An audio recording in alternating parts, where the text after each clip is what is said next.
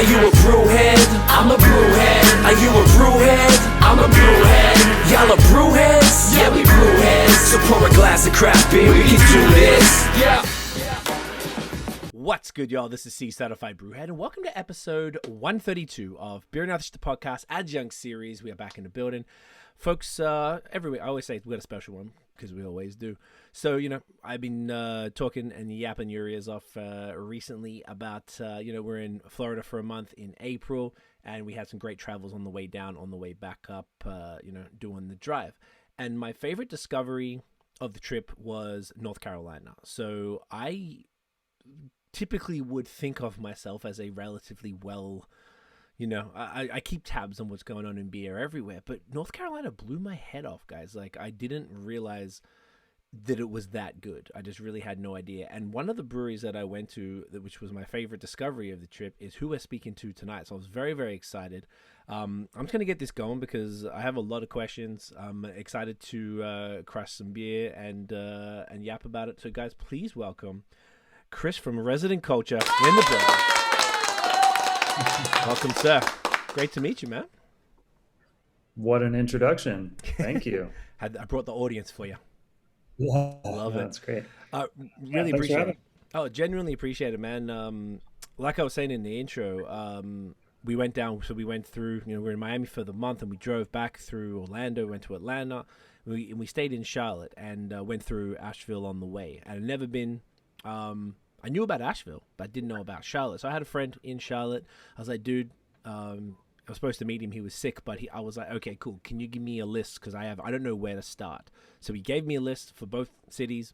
I went through Instagrams, followed them all, and decided on, in Charlotte, I decided on Resident Culture and Salud. And I was blown away. And I went like an hour before close on like a Tuesday or something. Like, it wasn't even the best time to go, Monday even. But it was like the tap room was jamming. I had a great chat. I think his name was Steven, the bartender. He said he's been there since he was a legend. I was just blown away, man. Like, the whole state was that whole day was just such a great experience. So I was really, really excited to chat with you. So Steven gave me your card and someone else's as well. So I reached out when I got back, and I couldn't believe it. I just feel like I was almost mad because it felt like it was like this, best kept secret thing that no one had. Like, why hadn't anyone raved to me about you guys specifically, but about the state in general? So I don't know what's going on, but I'm here for it, and I appreciate you taking the time, man. Yeah, no, that's great. I'm glad that Steven took care of you and you had a great time. And yeah, I couldn't agree more. We're one of many great breweries in North Carolina. We're just trying to follow the lead from all these other breweries that came before us. It's really, I kind of feel like North Carolina is ahead of the curve from a lot of other states. They've been in the craft beer scene a bit longer, and the laws here are a little more generous to craft breweries. So we have a pretty well established scene. But yeah, I'm glad that you enjoyed yourself and had a good time at our tap room. That's great. Oh yeah. So shall we get into some beer, and we'll get yapping. So the first one, we are going to do a new beer right here. Let's get that focus. Yeah. Come on. There she is. Get on there. There we go. I got mine. Yeah, you got it perfect. Right Time Premium Lager right here. So this is a new one. I actually saw this. I remember seeing this on the Instagram not long after I came back. It is a 4.5 percent. Is this like based on the the short can?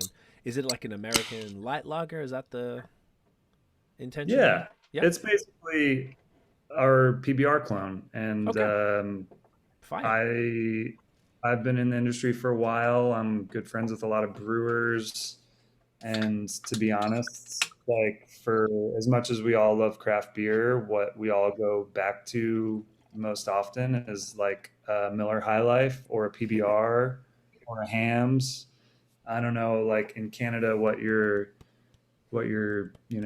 cheap drinkers about 50. But yeah, I think with. like these days brewers are not shy to admit that they appreciate the craftsmanship that is required to brew a beer like this consistently. and like they're just enjoyable to drink. So we literally tried to replicate a PBR as best as we could, and I'm That's not hilarious. ashamed. Um, and First yeah, of all, this is just meant to be like the branding is meant to be tongue in cheek, and yeah, cheers, cheers, cheers. yes. Cheers, cheers, brother. Mm, Um, delicious. it's we're just like we're not trying to take ourselves too seriously with this beer. The branding is supposed to be kind of retro. Should hopefully reminds you of like kind of an old timey American lager, I can see and that. we're just getting started with kind of the branding and marketing of it, but there's a lot of fun, silly kind of marketing opportunities with the name that we have planned. So we're just trying to have fun with this one, and like sometimes my motto in the brewery is it's just beer, and I think we all take it a little too seriously, myself included sometimes, and really it should just be fun, and sometimes it should just take a back seat to the conversation you're having with the person next to you, and it Good shouldn't be point. something you have to think too much about. Yeah, that's a really good point. Um, I've noticed this has become more. When I say this, meaning like craft breweries making their own versions of light lagers has become more of a thing recently. And like you said, it sounds like it's definitely brewer driven. It's what the brewers want to drink. Like you're not trying to go for an 8% double IPA after 9 hours sweating.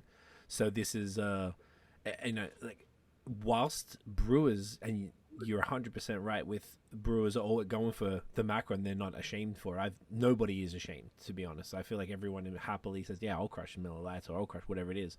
um this is just like a really cool alternative. I didn't grow up here, so I'm not, I, I don't love the macro stuff, but I can Yeah, very much get behind the craft version of it. It's just like it's great. It's just so inoffensive. We're coming into summer. It's the perfect kind of beer for the season. You got the right packaging for it and the cute little short cans. Don't get not enough time for them to get warm. It's money. It's exactly what you want out of yeah, these, man. thanks man. Yeah, it's The fun. It's what not meant to be too serious. Yeah, no, 100%. It's truly not, and I like that. And it's interesting, being that the impression that I got of Resident Cultures. Obviously, you guys are doing a lot of the beers that would be considered hyped. So I think it's even cooler that a brewery that would come under that category is like, no, fuck that. Like, we're just gonna do something that we like, and it happens to be this. So I think it's great, dude. The Sweet, How's thank it you. gone so far? How's the response? Great, honestly. It's Fantastic. been crushing through the tap room. I mean, it's at a pretty low price point, which is nice. That was another kind of purpose behind the beer, is to most of our beer I think is at a higher price point in the market, Mm-hmm. for good reason. I mean, we're dry hopping our beers at 4 to 6 pounds per barrel, so they're not cheap to make, but it's nice to have a beer that we can offer to accounts at a lower kind of entry level price point. But yeah, so far so good. I think people are digging it, and like I said, I think there's still a lot of marketing opportunities that we're excited about, but So we're much gonna you could do. try to push it pretty hard. Yeah, How close to PBR do you think this beer is? I haven't had a PBR for a while, but pretty close. I yeah. mean, like you'd be surprised. Like the color, like PBR is actually like kind of a deeper golden color than you might It is. think. It's not actually Wow. like that light. It's like a little sweet. Like this beer's Mm, purposefully like has a little bit of like malty sweetness, I'm getting that. uh, Yes. which like I when most usually when we're drinking PBR, we're not thinking too much about it and just crushing them back. But like Mm-hmm. when we made this beer, we actually like got a case of PBR, did sensory on it, Wow. like took a bunch of numbers on it, and like we were a little surprised by the some of the numbers that came back, and it makes sense. I don't know. It's like you don't want it to be drinking water. You want like a malty backbone to it. It's 100%. very low hop, obviously, but yeah, it's nice. It has a lot of flavor and some body, and it's still really crushable. But yeah, Great description. That's exactly what I'm getting. like I couldn't in my head like picture it to as far as what the taste, but the taste is pretty similar. Do you think that the actual end result is like, is it more like an elevated PBR, or is it like? Yeah, I mean, I think PBR is a great beer. I like, all jokes aside, I think I wouldn't I don't think that I can elevate it any more than a PBR. Than it is? But yeah, like we're striving for a PBR, and I think we came pretty close. Hopefully, PBR's no one from PBR is listening to this podcast because we get a CND, I'm sure. Oh yeah, yeah. Those guys are a little litigious. Man, Yeah, nailed it. This is fantastic, and I guess imagine everyone's been loving it. Good price point. It's probably like you said, tons of marketing opportunities, like cases or 12 packs and things like that. And yeah, that's definitely coming down the pipeline, and with the summer coming up, I'm sure it'll only increase in sales. So yeah, I it'll can be fun. imagine so. Great stuff, bro. Love it. So, first things first, let's get into your personal beer history. So, how did you personally get into craft beer, and then how did you get involved with resident culture? Yeah, good question. I got into craft beer in Austin, Texas, actually. Gosh, I forget how long ago that was now, 10 years ago or something. I was uh, I was actually just working in like tech at like a startup and did not enjoy it, and got laid off. I was homebrewing at the time, and I had some severance, and I was like, I'd always, from the first day I started homebrewing, I was like, I want to start a brewery someday. So when I got laid off, I was just like, let's go for it. So I started volunteering at local breweries, and one of them hired me to Sick. work on the bottling line. That was a brewery called Independence Brewing Company, great brewery in Austin, Texas, who's grown a lot since I left. But yeah, just I worked my way up at Independence, just making $10 an hour on the back of the bottling line, and couldn't have been happier. Worked my way into a seller position there, and then kind of on a whim applied to a job posting at Russian River in California, Wow. and really unexpectedly heard back from them, and they flew me out for an interview, which was to me at the time crazy that they would fly A someone, a potential brewer, out applicant. Yeah. across the country for like a seller position. And it went really well. Then I must have done something right, and I got the job at Russian River, which was, still is, I think, the best brewery in the world, and at least one of my favorites, Oof. and one of I my know brewing plenty love idols. those So too. that was, Killer. yeah, yeah, that was a game changer for me for sure. My wife and I moved out to California for that job. God bless her. She's followed me all around the country because of my job, and it's, I'm sure from the brewers you've talked to, it's not a super lucrative business that we're in. It's true. It's more about the passion than the money. So it's not like we're raking in the dollars, but she supported me every step of the way. But yeah, That's we awesome. moved out to California, and I worked at Russian River for a couple of years. Kind of worked my way up there, and started in the cellar, and then pretty soon after I got hired, one of the brewers at the pub put in his notice, and they moved me up to brewer like pretty much right away. So, Wow. really in the span of like a few years, I went from home brewing to like brewing at Russian River. So a lot of good Crazy. fortune my way for sure. Yeah. So you know the Um, recipe to Pliny.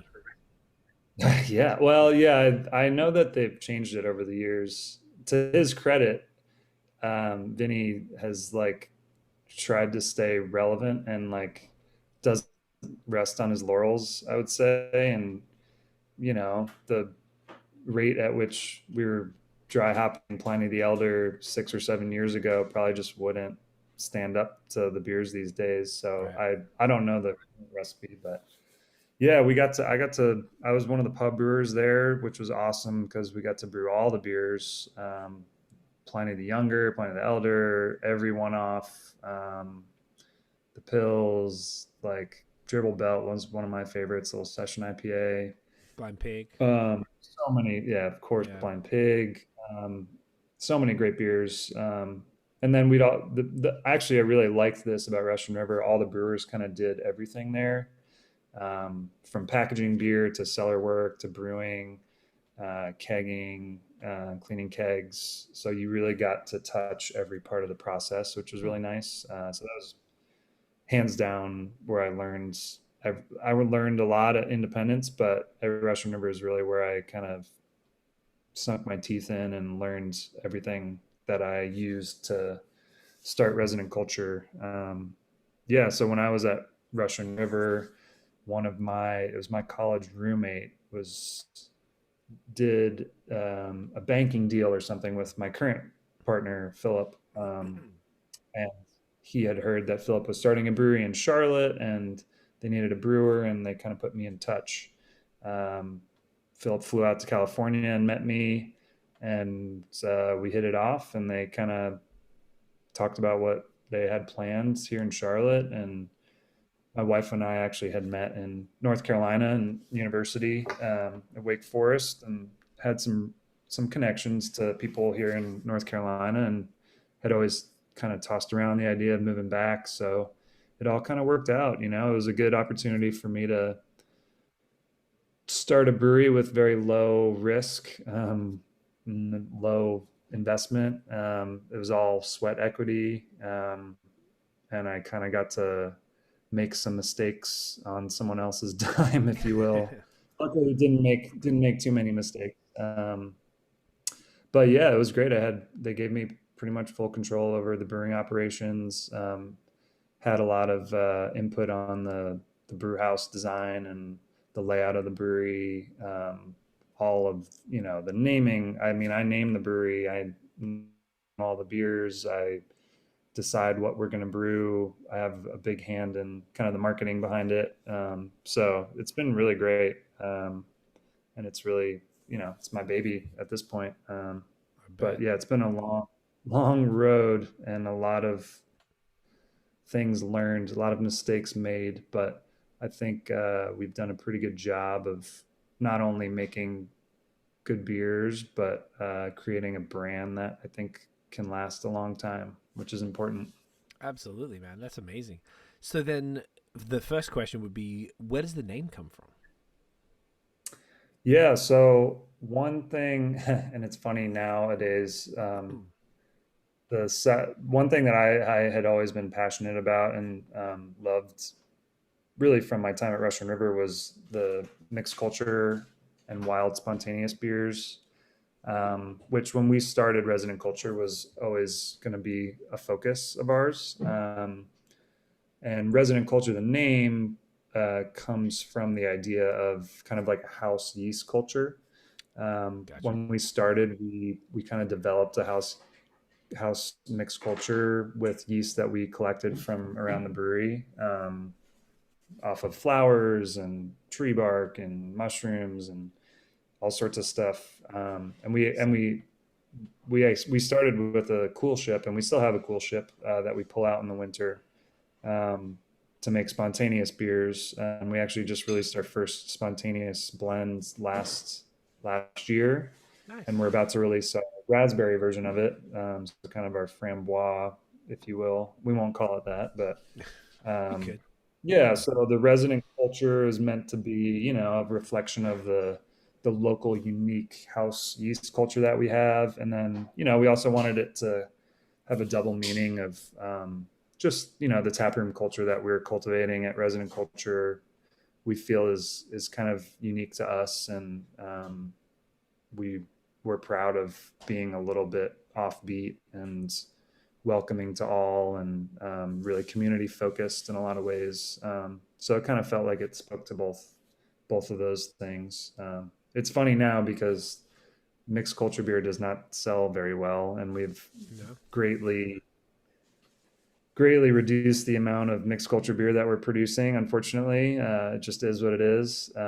But we still make some mixed culture beer. We probably won't ever let it die completely, but it's a much smaller focus these days. But just gotta do what you gotta do. But yeah. I get it. I imagine, like, I was in Montreal for 10 years, and out there they love that shit. They're huge on it. So is it like a local Is it a Charlotte thing? Is it a North Carolina thing? Or do you think it's like a sort of a beer world at large thing where maybe mixed culture has reduced in popularity?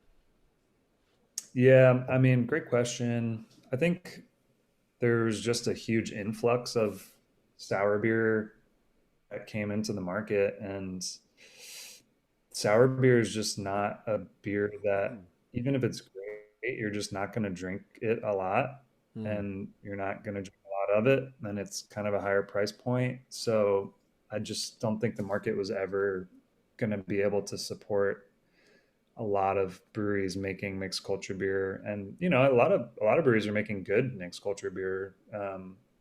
So there was a lot of good options on the market, and it's just, you're not going to go to the store and buy 24 bottles of sour beer, Yeah. and bring it home and crush them and then go back the next day, as opposed to like this beer that we're drinking. Like, you'll buy a case and then next week you'll come back and buy another case. So it's not really a sustainable business model, unfortunately. It worked for a while for some breweries, but I think at the time it was such a novelty and the market was not oversaturated that they were able to make it work. But I mean, you're seeing breweries like the Rare Barrel closing, and these Yeah. great breweries making phenomenal beer, just can't make it work anymore, which is sad. But I guess that's just the market for you. Fair point. Yeah, it definitely is a shame, and I think it's one of I mean, they're not the easiest to make, and I imagine that the breweries, some breweries, like I don't know, like Jester King or something, like just Yeah. also Austin, just outside Austin, they're like just leaning into it. And that's their thing, or Casey in Colorado, there, things like that. That's just yeah, I see that even now. I'm just outside of Toronto, and hardly anything here. It's in comparison to Quebec, so maybe just some markets have it, some don't. But I know what you mean. The as far as the beers that you guys do, speaking of that, do you remember? Oh, first question actually, what year was it when the brewery opened? We opened in, I think last year was our 6 year anniversary. This Oh year wow, will be our seventh. so was that So 2016? 2016. Yeah, Okay. Did I think I have that. okay? Yeah, that'd add up about right. Do you remember the beers that you opened with, like the first run? Hey, that's a funny question. I do. It was a lot of West Coast IPA because I Nice. had come from Russian River. I was like, okay, we're gonna make lagers and West Coast IPAs, and we did have a couple lagers, just kind of like a real basic Berliner Weiss. I don't even think it was fruited at the time, which is funny to me now. Yeah, couldn't imagine. And I think we did have like one hazy pale ale because that was like right about the time when that was kind of starting to blow up. Mm, And I had no experience brewing those beers, but it just felt like we needed to try. And then, yeah, very, very quickly we realized like that had to be the focus, and we started almost exclusively brewing hazy IPAs. And there's positives and negatives to that. I think overall that has been really, really beneficial to our brand and our brewery. I think it helped us get some recognition out of the gates. mm-hmm. But I've always been a huge proponent of lagers and pilsners, and that's always been a strong focus of our brewing program. Whenever and I still to this day, whenever we go to a festival, I always make a point to bring at least one lager, even if it's in cans, just so brewers can drink it. That's But good. I always wanted like resident culture to be known for lager beer, and the other beers are great too. We take a lot of pride and we put a lot of effort into dialing in our processes on hazy IPAs and other styles. But those are the beers that I think we are most passionate about as a brewing team and personally. So yeah, I don't know. Maybe this is a good opportunity to crack open one of these next ones. I don't want to I blow up like your that. spot, but No, you're not at all. I appreciate that. You're participating. This is beautiful. I love it. So I think we might deviate here potentially, Okay. so that we can cover some more wider stuff. So you're gonna keep on the crispy train. Do you want to tell me what I do, or should I just pick? I don't mind being guided here since Go you are for it. the. You pick whatever Okay. you're interested in. Well, whilst I'm picking, do you want to show which one you're gonna go next? Yeah, sure. I'm gonna go for probably my favorite beer that we brew, which is Riding for the Feeling. Um, this is a flagship of ours too, Italian Pilsner. Oh, I love them. Um, Oh, let me just show the people which one you've got right there. So that's this guy. yep. Italian pills are so sick. I love that. Beautiful. Yeah. Yeah. This is like I said, probably my favorite beer that we brew. Really hop forward with these great noble hops that we get direct from a small family farm in Germany, which I've been out to visit. Um, and they grow phenomenal hops, and they also source great hops from other local small family run farms, mostly in the Hallertau region. Some of the hops come from Tettnang. Um, Oh, those are both but yeah, this regions. I didn't know that. what's that? Both of those hops are actual named after regions. Yeah, yeah, yeah. No That's shit. That's right. cool. Yep. Yeah, so we visited the Hallertau region, where Mittelfru is obviously grown, but also Hersbrucker comes from our Hersbrucker comes from Hallertau as well. Okay. And then Saphir is one of my favorite hops. That is grown locally as well, I believe. That is one of the hops that's sourced from a different farm, but the Hersbrucker and the Mittelfru come direct from Seitz Farm in Wolnzach. I always mispronounce it, from Tough words. Hallertau. But yeah, this is great. It's just like it's basically an amped up German pills with a dry hop of noble hops. So really kind of floral, herbal. You get some tea like qualities, a little bit of bitterness, crushable, but a lot of flavor, and like those hops really shine through. Um, yeah, What? this is one of the beers that I'm really proud of, and I try to bring with me to festivals often and share with other brewers. I love it. What is the actual difference then between an Italian pilsner and say like a Czech or a German pilsner? Yeah, I mean a Czech Pils is typically going to be a lot maltier, a little sweeter, and they kind of balance that with a lot of. The bitterness, right? It depends on the region, but a lot of hops and bitterness. But yeah, generally those beers are a little sweeter and more full bodied. And then they also have like a touch of diacetyl typically. A German Pils is going to be a little cleaner, also bitter and hoppy, but not quite as like heavily hopped, because it's just a little drier. So it doesn't need as many hops to balance that sweetness. And in my view on the Italian Pils is it's really a German Pilsner that's dry hopped with a noble hopping, a Hmm. noble dry hop. Typically, it's done at a cooler temperature. We've gone back and forth on like a cold dry hop, and we've settled on we dry hop this during our diacetyl rest, right around 60 Fahrenheit. It's usually around 56 to 60 Fahrenheit. I don't Apologies, I don't know the Celsius translation off the top of my head, but Like single um, digits, I think. Single digits? Yeah, maybe or 10 tops. Yeah, no, yeah, because it'll be higher 32 than is that. But higher than that. Okay, so maybe early between 10 and 15 probably. I can double check. yeah, uh, There you go. we Yeah, have Google we at our have Google. I disposal. know. 15. It's 15. Uh, yeah, that's Huh. our dry hop. Okay. Or a little bit, yeah, 12 to 15. But yeah, and then this gets an extensive lagering period as well. Right. So treated very similarly to a German Pilsner, and we use a German lager yeast on this as well. But we do dry hop it, which is the main difference. So it's got a lot more of those like aromatics and hop flavor, um, more so than like a German Pils. Gotcha. Interesting. I always feel like I could, if I did a blind, I could identify an Italian Pilsner. They're always so unique, but I never knew Yeah, what the defining factor of an Italian Pilsner really was. So it sounds like it's mostly the dry hop.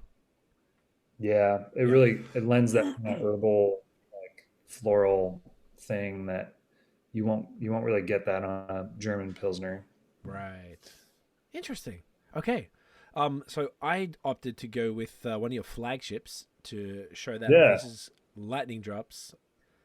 Come on, catch him on there. This has got a sick label. I actually bought a can of thank this when I went at Steven suggested it would be a good one to grab. I always like to nice. get flagships at a new brewery that or new to me brewery because I feel like it's cool to get the one offs. So I think that they're fantastic and fun.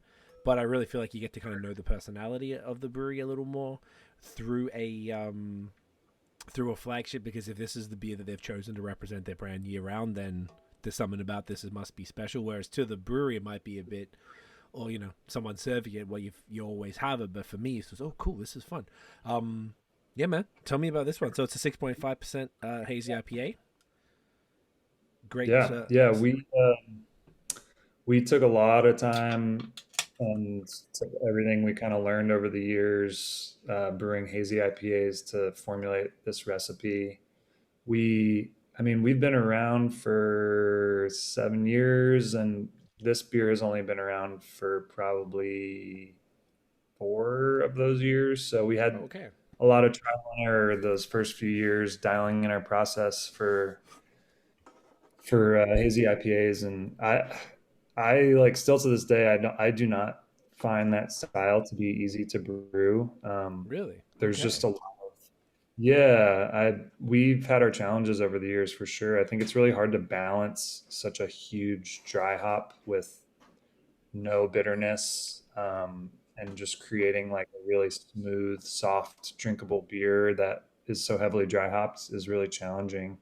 Mm, Um, that's fair. but we've I won't say we've figured it out, but we've come to a process that works pretty well for us, and we're really happy with the results. This features like our favorite hops, and I we go out to hop selection every year and Ah, personally cool. select the lots that we're using. Sick. I will say, originally this beer featured Citra Mosaic Galaxy, which at the time was probably our very favorite hop. But I'm not. Are you? Where are you from? Are you I'm from from? Melbourne, Australia. Yep. Australia? Yep. Yep. Yeah. The Galaxy is an Australian hop, but I think there was just like a gold rush on Galaxy, and they started There planting a was. bunch of fields because they just knew people would pay anything for it, and the quality just dropped off a lot. And I I know I'm heard not the that. only one to feel that way. Yeah, I've A definitely lot of heard that. brewers, yeah, it's really unfortunate because it truly was a remarkable hop. Like 6 years ago, it was insane. I mean, it was worth Yeah. every dollar of the $35 a pound we would pay for it. But yeah, these days it's like really harsh almost if you use too much of it, Yep. and a little vegetal, and I get almost like a cocoa powder thing. It's weird. Hmm. We've had to dump actually a beer. Probably the last one of the last beers we ever had to dump was a all Galaxy beer that we brewed. This was a few years ago, but yeah, it's disappointing. But we made the call to change up that hop Hmm. to Strata, which is probably my one of my favorite kind of newer hops. And we are able to hand select that hop, so that was another benefit. Amazing. It's also a bit cheaper, which is nice. But that hop is just it's great. I think it's super versatile and can stand on its own, but it's also great in a combination with hops like Citra and Mosaic. But yeah, this kind of just hits all those notes that you're looking for. I think in a hazy IPA, it's very citrus, tropical, forward, very mellow and drinkable. Our customer base really gravitates towards lower ABV IPAs. Like the double IPAs sell pretty well, but by far like single IPAs sell the best for us, which is nice. I mean, they're more enjoyable to brew, and for me, I like lower ABV beers personally. I'm with you. But I know certain, like if you don't have 5 double IPAs on your tap list, then no one's going to come. So I'm grateful that that's not what our market is like. But yeah, this is just, it's our flagship. So we want it to be really drinkable, very easy, approachable. It's very low bitterness, obviously, and very tropical and citrus forward, which I think hits a lot of those notes that people are looking for in a hazy IPA. 100%. Great mouthfeel. It's a little dank. Yeah, that pithiness sort of in there, so it's not Yeah, bitter or anything, but it's like, so it almost gives the impression maybe of some resin or something. Maybe that's yeah, the Russian River coming through.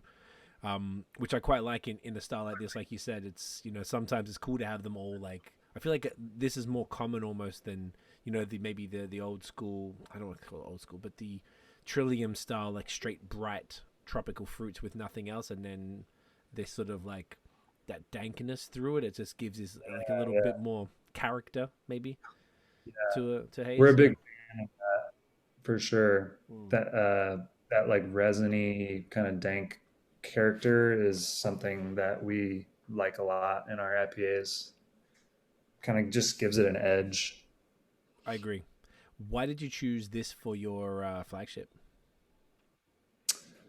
Yeah, I mean, I think part of it was the practicality of hop availability and our ability to control the product Mm, really well. And hops year to year, lot to lot can vary so greatly. So it was important to me for our flagship to feature hops that I knew that I could hand select every year and reliably get lots that are hitting the notes that we want to hit every year, year after year.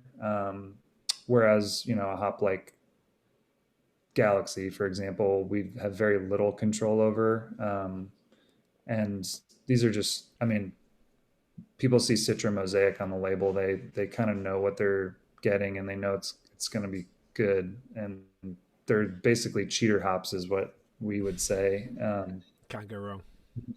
We know the quality of those hops is great because we're selecting them, and we know the beer is going to be good and consistent. And they're great. We just love those hops. It's I know like people roll their eyes these days at like another Citra Mosaic IPA, and I agree to some extent. Like the beers start tending to taste the same Mm, if you have them all the time, and that's I think an issue that we could discuss too. But for a flagship, I think you want to go with a tried and true.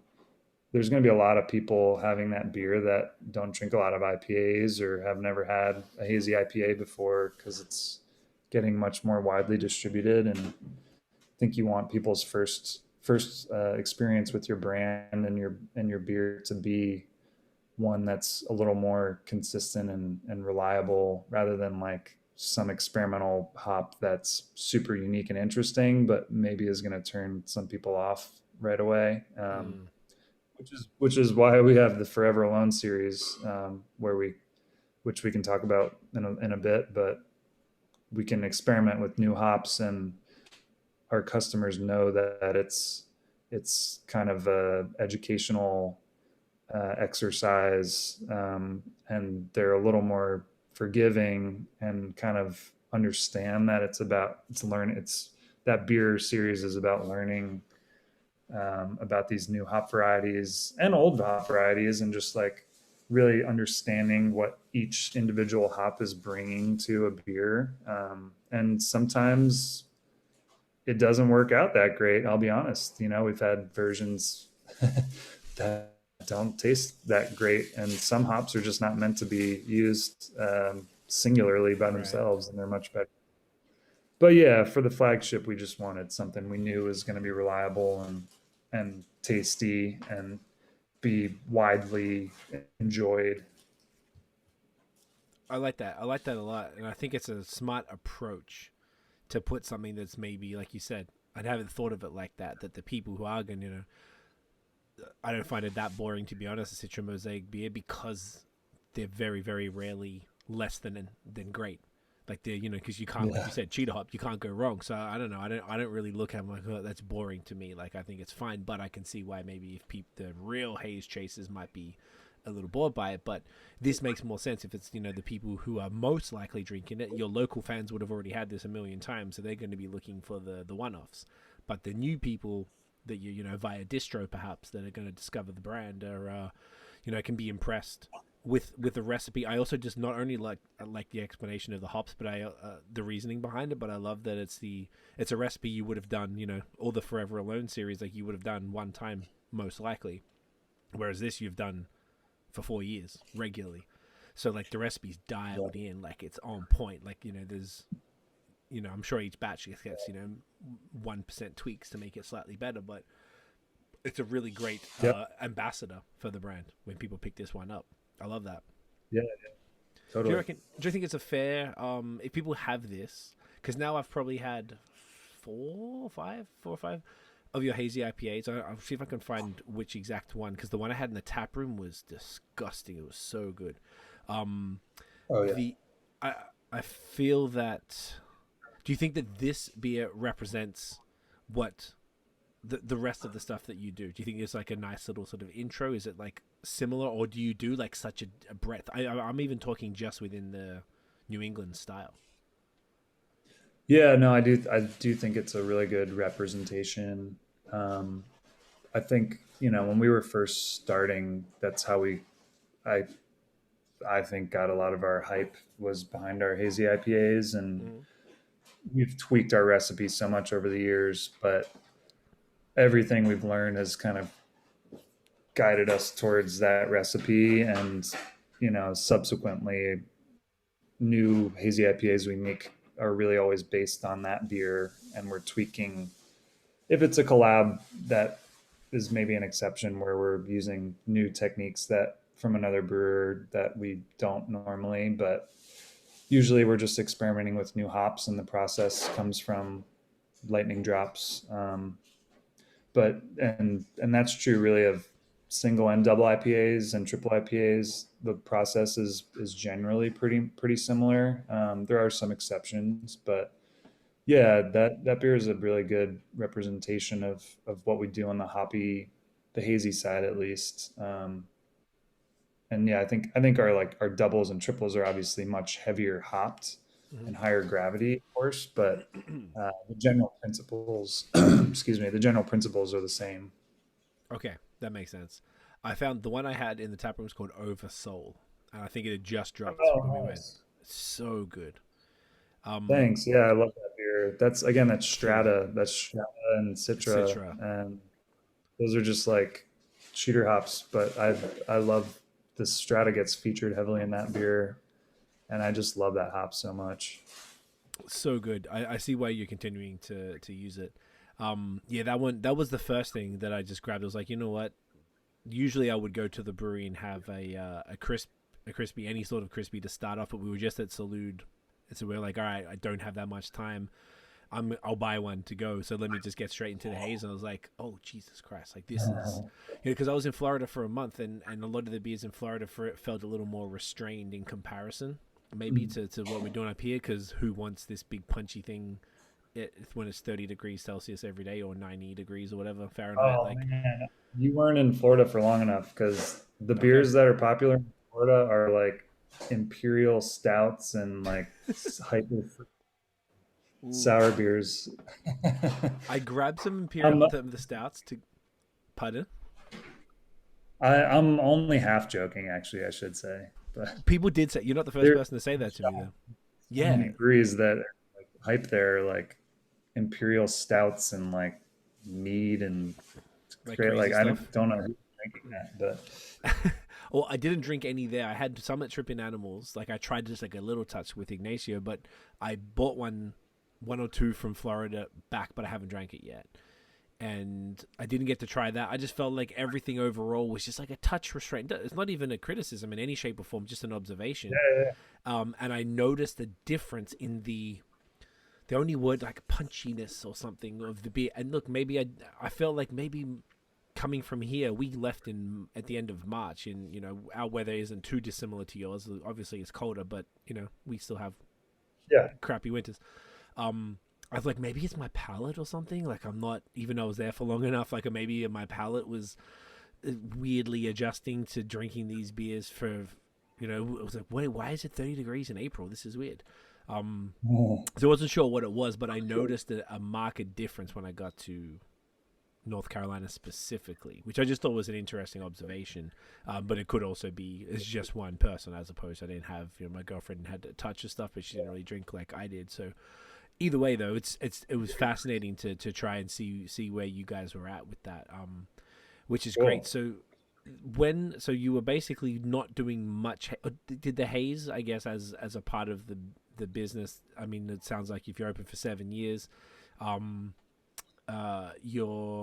this is 4 years. You started with a pale ale, hazy pale ale. Were you brewing haze the entire time, or was it like?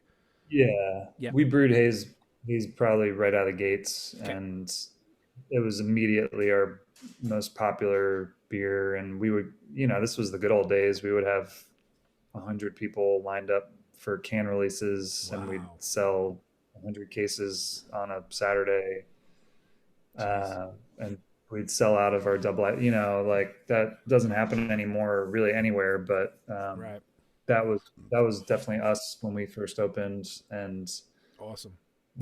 That's how we built our name for sure. But yeah, we've tweaked and iterated on those beers, and we definitely had some clunkers over the years. But we've learned a lot, and my brew team would always gives me crap because I'm always I'm never satisfied with the hop aroma or hop flavor. Like I always want more, and it always it needs to pop. And you're right. I'm glad that you felt that way when you came to our brewery, because that's something that's really important to me. Does it pop is something that I am always asking my brew team. And if it doesn't pop, what's the point? And let's add more hops, because that's what people want. And there's been plenty of times when we've dry hopped a beer and we were going to package it, and I was just not happy with the hop flavor and aroma, and we dry hopped it again. And that's not super smart from a financial perspective maybe, but people pick up on that, and customers can tell the difference. And I don't let it, it's people want it to jump out of the glass at you, and so do I want it to just absolutely pop out of that glass. And we do a recirculation. We've done everything. That's what we've settled on now, is we recirc our dry hops, which is a pain, but it's the best way to extract as much hop flavor and aroma from the hops we're using as we can. So any little thing we can to amp it up, we're all about it. Recirculation, what's that? Yeah, so we'll dry hop, and then the next day we'll hook up a pump and literally recirculate it through the fermenter to mix those hops in really well. Which sometimes, a lot of breweries will rouse with CO2. They'll just pump CO2 into the fermenter to get big bubbles to break up. That just has never worked very well for us.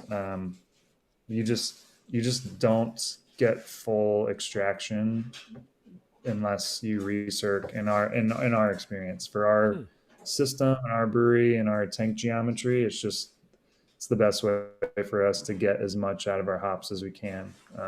There's you have to be very careful about dissolved oxygen pickup, is a concern, but we've dialed process in really well, where we're really not getting much at all. So if you do it carefully, it can be done. But yeah, it's we've gone back and forth over the years, tried everything, and that's where we've settled. And I think that's probably where we'll stay for the foreseeable future. Makes sense. Is it a common? I feel like it's, I've done a lot of these podcasts, spoken to a lot of people, but I feel like this might be the first time I've heard of this process. Is it very common, or is it kind of? Yeah, it's not uncommon, I would say. I mean, Sierra Nevada, basically the torpedo that they use to dry hop all their beers is essentially a recirculation. They're recirculating beer through the torpedo, which is holding the hops. So it's a little different because we're adding the hops to the tank and recirculating the tank itself. But It's like there's a pulling. handful of brewers. Okay. Yeah, there's a handful of brewers I know that do it, but I would say it's not common. Okay. Most brewers I know will just rouse.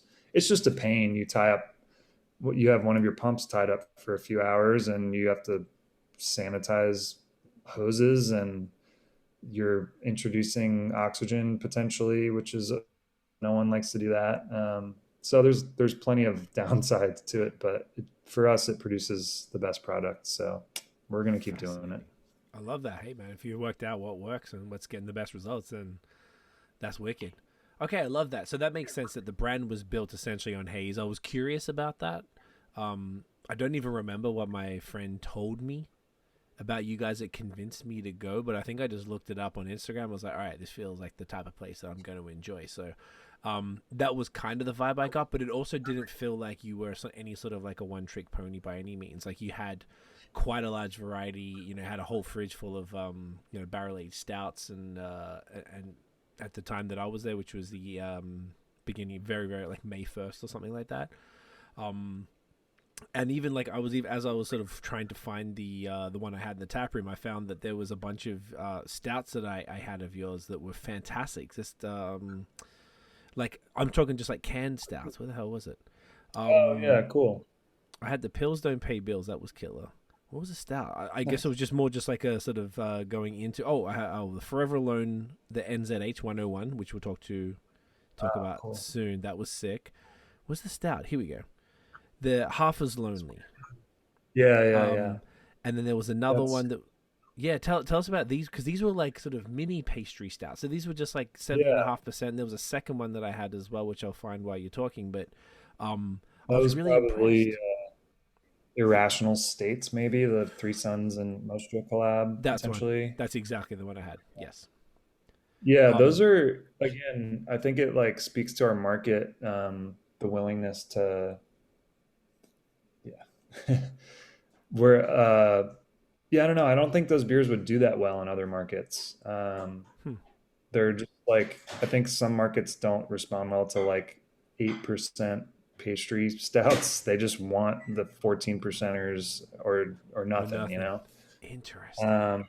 But yeah, I think there's a good portion of our customer base that comes in and really wants a dark beer, and they like the pastry stout, but they don't want to be, put on their ass after a pint. I feel that. So we don't do them often, but and like Half as Lonely is kind of a variant on one of our more popular imperial stouts, Twice as Lonely. Gotcha. Smart. We'll be releasing next month, at the end of next month. So it's kind of fun to have like these, iterations on the same theme, and iterations and drinkability as well. But yeah, they're kind of fun ways to like mix it up and kind of reach a wider audience at a lower price point. They're not very, I will admit, like the reason the big imperial stouts work from a economics perspective is you can sell a single bottle of them for $25. So these like lower ABV pastry stouts and 4-packs are not as economically viable because the adjuncts still cost a ton of money. Of course. And you can't sell a 4-pack of cans for $50. So you end up taking we don't lose money on them, of course, but the margins are a little thinner. So we don't brew them often, but they're usually pretty well received when we do. That makes sense. I was impressed just because it sounds like you and me are pretty similar. Like I like a lot of the lower ABV beers, the bigger ones. I've actually, every Wednesday is my like big beer Wednesday. So I like to have Yeah. a warm up beer, which is what I found the other. Yeah, like I had the one, the Irrational State was the other one, which is 8, and the other one was the half was only was 7.5%. So I'm like, that's money. And then I would go into like a 10% one, and that's all I would drink that evening. Like I only do the bigger stouts in one night, and I thought so. To me, I feel like those are fewer and further between. Like I thought it was interesting that Yep. it was a pastry that was less than 10% because typically they're not. Um, the other interesting thing, which probably I don't know if Americans are as familiar, but like 14% seemed to be the money zone for all of the big pastries or the big stouts. Like that's not like that here. Like it's way less. It's like anywhere between 10 and 12 for the most part, which I guess that's not way less, but for I could have a one of those beers as a warm up and still have a 10% and be able to walk at the end of the evening, whereas the 14%ers there's no chance of having anything beforehand. I just found that was an interesting thing that was quite common all down the East Coast, whether it was from Other Half, from Tripping Animals, from Three Sons, whatever, from you guys, from Burial, whatever it might be. It was like basically 14% the whole way down. I thought that was an interesting just observation that obviously everything in America is bigger and crazier, but Yeah. yeah, which is great. Do you know why what's with the 14% ish thing? I think there's just a bias towards those beers, and people think because it's higher alcohol, it's just better and more impressive. Um, That's fair. that's just honest truth. I think like there's no, like for better or for worse, Untapped is very popular and important. You're just the highest rated beers are always going to be the higher ABV beers. There's just something about the reputation that they have and the bias that drinkers have towards those beers. Right. I I'm with you. I don't agree. I think it's much more difficult to brew a 4.5% pilsner that's super nuanced and free of off flavors and clean rather than a huge imperial stout that has a ton of super strong flavors and sweetness and adjuncts and pastry stuff to mask any potential flaws. But it is what it is. People love them and they're great for our business. I respect it totally, and I think there's a time and a place for everything. But yeah, I'm with you. For me, it's like 2 ounces next to a campfire, like on a cold night. But like, hey, if people want to keep buying our imperial stouts, more power to them. Let's go. Yeah, man, I feel you. Do one thing I love, and I've never seen it in Canada, but I have seen it in the States, and I can't remember where. But people were doing these like 8-ounce cans of like big ass stouts, like north of 10% stouts. I was like, this is genius because for that exactly what you said, like pastries are fun, but they're a lot. And if you're gonna have a bottle, and the bottles are typically 500 ml, maybe, which is a full pint, like larger than a tall can, like that's a lot of having 14%. I often don't even. I used to share it with my girlfriend, and she's not drinking as much beer as she used to, so it's on me. I'm not trying to waste anything. I don't like doing that. So it's like I would prefer them to come in the smaller packaging, but I feel like it just hasn't become hasn't really picked up those 8-ounce cans. Have you seen those? Do you know what I'm talking about? I have. They're very rare in the States. Okay. We're all like unique packaging, as you can tell with our cans. Oh, these are beautiful They're cans, not by the way. practical.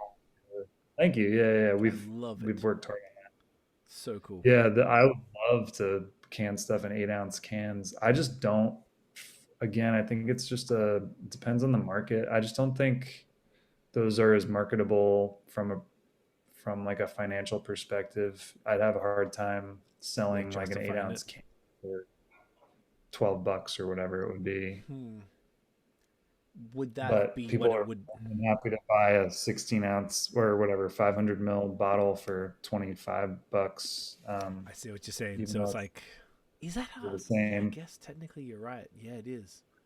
So yeah, I see what you mean. It is harder to justify this tiny can for $12, whereas like you get the big bottle and you feel, yeah, it's a bottle, it's an experience. You have to have an opener and probably a knife to take off the wax and all that shit. Yeah, yeah, yeah.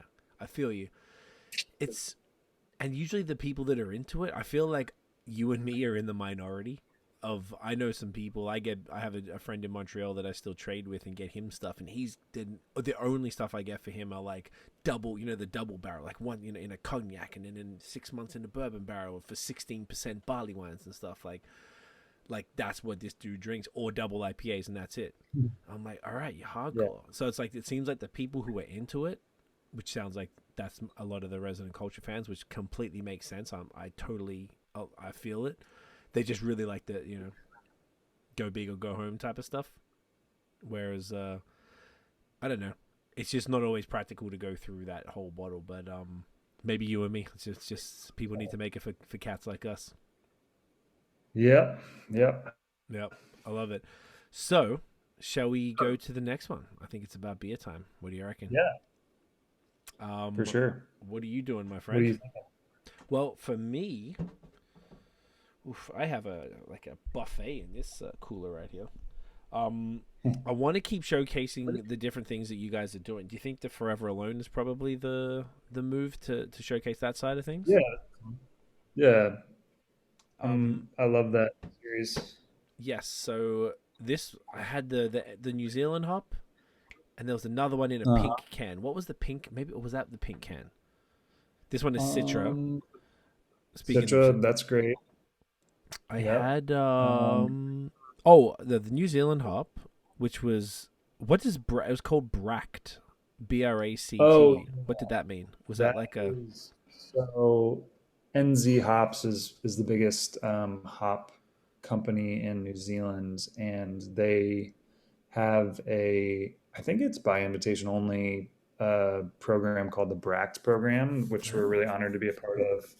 And a, a pretty small number of brewers around the world are given first dibs to trial these new hop varietals that they're developing. sick? Typically, the varieties that we're getting they've been developing for years, and they feel like they're pretty close to being marketable, and they're kind of looking for last feedback from brewers before they go ahead and name them and put them on the market. Um, I get it. so last year, for example, we did one with NZH 102, which was Mm, great. And now this year they've named that hop Superdelic, and super Dalek. That's sick. people love it. And yeah, it's a great, I mean, super hypey name. And so this is like the next iteration in that program is NZH 101, which is a little confusing. You would have thought they would have started with 101, but alas, here we are. Yeah. Um, but we love this one too. I mean, the New Zealand hops we're just huge fans of New Zealand hops. Yeah, the best.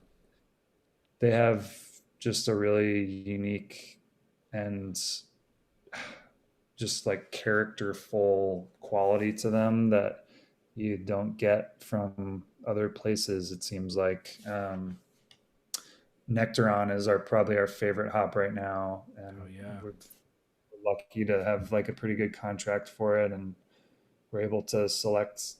We were able to select it this year, which is really cool. Have you tried Just like a Peacherine? Peacherine, we have a contract for Peacherine as Sick. well. We love that. Love that one. That was one of our favorite. We did a Forever Alone with that last year, and I actually misjudged how much we were going to get from Freestyle Hops, is our hops provider in New Zealand, Hmm. and we got less because it was allocated. It was all allocated because it was such a small run of hops that they did for that year. And even at like a lower hopping rate, the beer still turned out great. So really excited this year to get like a full contract's worth of hops and be able to play around with it on a bigger scale.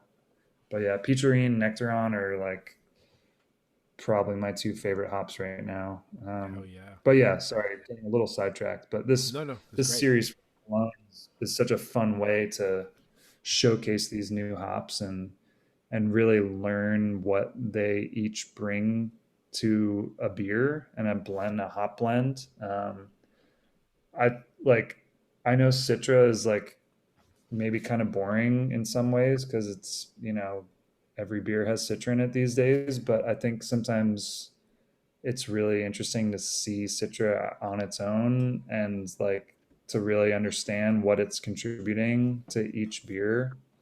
Um, and also, like, we find it really fun because we're selecting our hops every year. We love to do a new version every year with the new lots that we're getting, so we can Sick. kind of see what our new Citra this year is bringing to the table. And usually, we want it to be pretty similar, but there's usually some differences or small little subtle differences year to year. But we thought this year's turned out great, and we're we're happy with the Citra that we have, and it's just nice to be able to showcase it on its own. Amazing. I love that. I'm excited. The other one I found that I had was cashmere. That was the pink one. I think when I got it, Steven actually hooked that up, and I think it was coming out the next week. So he's like, yeah, like took care of me with that, which was great. So I got to try. Like, this is why, once again, I just had such a great experience. It really shouts to Steven, but like everything was just so fire. And I love single hop series for the exact reason that you're talking about, that full true expression over a consistent base. And I love that you do. I didn't realize that you did, like, you're doing it every year. I mean, this is fresh. This is like only end of That was very from a end of few weeks. May. This is less than 2 weeks Yeah. old. Mate, that's amazing. Yeah. So whilst I pour that, you are doing I'm going to hold it the same one up that you're doing. So you're doing a third crispy. Yep. Radical Empathy is the name of this one. Amazing names, by the way. We'll talk about that in a second. And Thank you. compared to, I know you were saying that you named them. I love it. It's super interesting. Everything is like either funny or engaging as hell. This pills compared to the first one was the PBR clone. The second was the Italian pills. And now this bad boy is a German.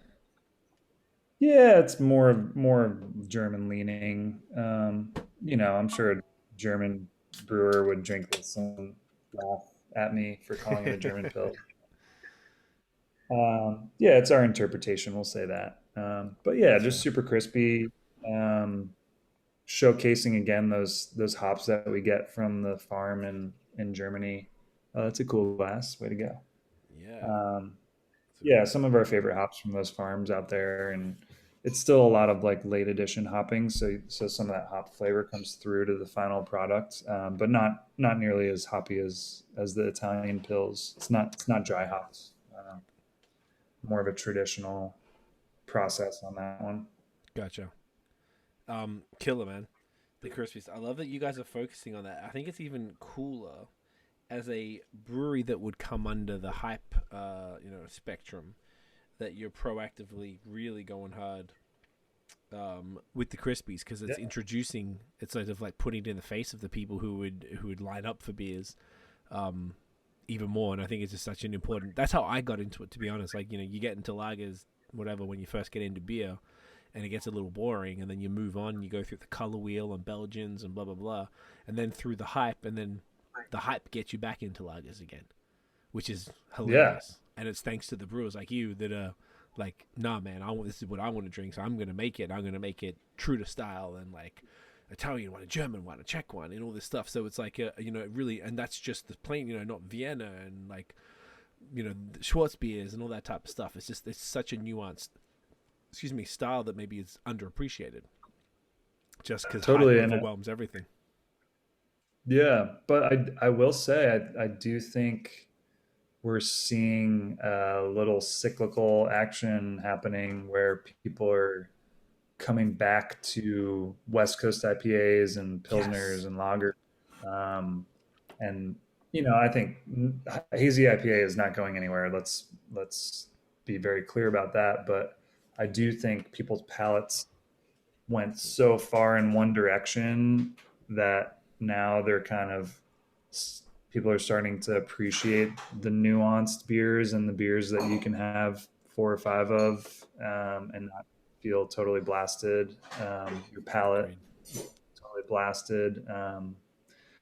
And that's, brewers figured that out years ago. Because when you're surrounded by beer all day, the last thing you want to drink is an 8% hazy double IPA. You want to drink a crispy, light, refreshing, dry lager, and that's something that you can keep going back to and doesn't ruin your palate and doesn't totally weigh you down. And we're seeing it in our sales and just like general anecdotal, messaging from our customers and just like at festivals and stuff. It's great. Honestly, it's what I was hoping would happen. And I think it's, lagers, no one's ever going to be lining up to buy cans of lager. I know that, but like if we can just continue to brew them often and make that a big part of our portfolio and have healthy sales, that's all we're really looking for. I think like you said, it's a great way for non-beer drinkers to kind of get introduced to the craft beer scene too. It's a great entry level, but it's also like something that seasoned beer drinkers I think are starting to really appreciate more and more. So they're just like appealing for everyone. Could not agree more. I feel like it's like there's everything you just said as well as like a full circle moment potentially. Say like there's the people who someone said this to me. They were like, if you think about it, there's some people who got into beer in the last 5 years who don't know what an amber lager is or don't know what a nut brown is or a porter. Right. They know crispies, they know haze, they know pastries, they know smoothies. That's it. I'm like, damn, that's a good point. Like, I got in 2011, like I was drinking beer before then, but I didn't know jack. And then I started really getting into it. And that's when I started exploring. The hype at that point was palate wrecking West Coast IPAs that you were sort of referring to earlier. Like Pliny was always the grail, which I didn't get till years later. And now it's got to be one of the greatest beers of all time. I understand what you're saying. Like it's insane. Do you think Pliny's the best beer of all time, or if you think the Russian River is the greatest, arguably the greatest brewery, at least in the continental, North America? Yeah, I mean, I'm definitely biased. They have to be guy. Conversation. Yeah, I was actually one of the rare. I know it was super cool for everyone to say that Blind Pig was actually their favorite Russian River beer. I was one of the rare ones that preferred Pliny. I mean, don't get me wrong, Blind Pig is great, but yes, there's something about a fresh Pliny that just hits all of the notes. It's just like the perfect West Coast IPA, in my opinion. Mm-hmm. I mean, they gotta be in any conversation. I think it just depends kind of what you're talking about. But no, they'll always be number one in my heart for sure. I owe them a lot of my success is thanks to them. So that's great, man. I do love. I feel that I love seeing breweries that I love have a story like that. I feel like there's so many that got like, there's a brewery here who the brewer had worked at Monkish and at McKellar.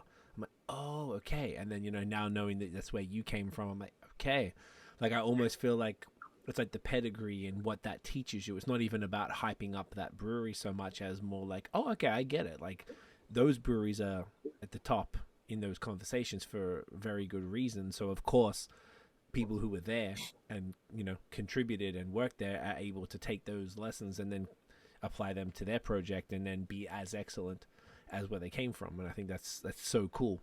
It's like a great thing. Like the folks at those other breweries who have been around for such a long time should be proud from their like progeny as such. Yeah.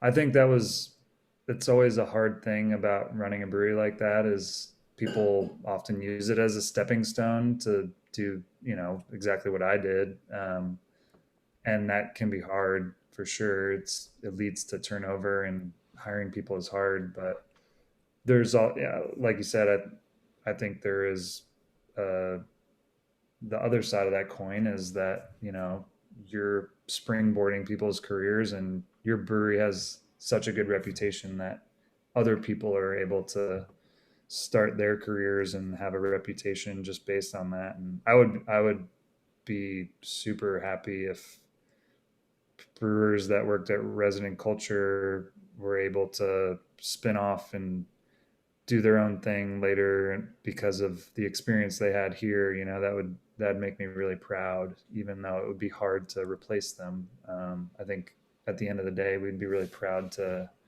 be the springboard for other people. I love that. I actually hadn't even thought about that. Like that's the next phase, obviously, of this process, is going from, yeah, you came from there, you're able to do this, and now you're able to contribute and do the exact same thing back, which is the cycle. Yeah, man, it's super dope. But you mentioned West Coast though. So West Coast is something my friend, one of my friend is a co-host here for most of the episodes, and him and I recently did an episode where we just gathered a bunch of we're in Ontario here, like from Ontario and Quebec, some of the best West Coast, which was easy to do because there wasn't many that were available. And I was it's a whole kind of other thing, but like I've had two experiences trying to get the double dry hop Pliny, and I've failed both times. It's my like ghost beer that I need to get hold of. Like one time my friend got it in San Diego and he didn't really understand, the time preciousness of sending it, so it kind of was months and months, so it died. And the second time it exploded on the FedEx truck, and then FedEx caught it, and I wasn't. So I'm like, of course, and I'm still hurting from that. That was in January, so I'm still a little heartbroken from that beer. But West Coast are, I'm very passionate about that style. I was back in the day, came back around. What's the vibe on West Coast, whether it's at Resident Culture or sort of North Carolina in general? Yeah, we're super pumped. I think like they're probably, I mean, of course our hazy IPA flagship is our best seller, but those are our best selling beers like through distro right now. They fly. Like Good. those are selling super fast right now. I think it's maybe a cyclical thing. People are coming back down to earth and realizing that it's nice to have a crisp, dry, like refreshing, crushable hoppy beer rather than one that's, Yes. a little sweeter and blast your face off with hops. Like again, there's a time and a place for Different way. everything, right? Like 100%. there's just like more times and more places for West Coast IPAs than there are for hazy IPAs, and I think other people are realizing that too. And we're really digging in on it. I mean, we've dedicated a fermenter to West Coast IPA, Sick. and we've debated making a flagship. We're not sure exactly how it would fit into our portfolio, but we're just doing rotating Okay. West Coast, and they sell really well for us, and they're again, it's a beer that the brewers love to drink and brew. So it's checking a lot of boxes for us. Amazing. So when you do the different West Coast, are they all completely different? Like, a low ABV, a higher one? Are they different hops, or are they kind of like same base with different hops? What's your approach? Yeah, we do actually. Typically, they're all around 7%. We don't do a ton of like double West Coast IPAs. Partially, I didn't want to do that because I didn't want people comparing our beer to Russian Rivers right out of the gates. Smart. So that's somewhat intentional. I like that. But also it's kind of our market. The like 7%ers sell really well for us. But yeah, we actually have done a lot of experimenting with our West Coast IPAs, which might be surprising given my background. But we've I don't know. Every system is different. The water here is different than California. Our tank geometry is different. The hops we're getting are different, and Mm, there's just, yes, I know the recipe for Pliny, but like it doesn't translate. Like it's just right. knowing the recipe. Like there's Is some not enough. special juju in that brewery. Like my knowledge of water chemistry isn't good enough. Like I can't make that beer here, even if I had the recipe. So like we've had to do our own thing and figure out what works best on our system, and we're still tweaking things all the time, and we learn a lot from collaborators that we work with.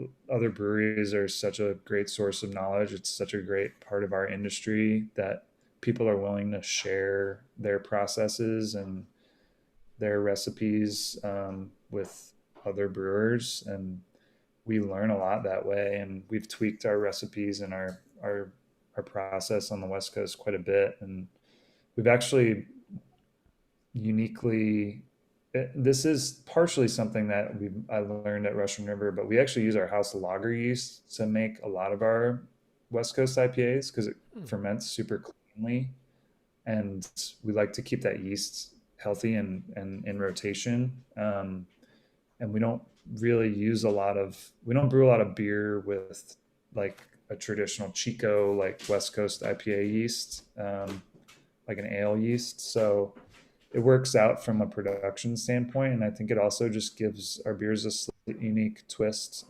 But yeah, we've found that has worked really well for us. Actually, it's just like a really clean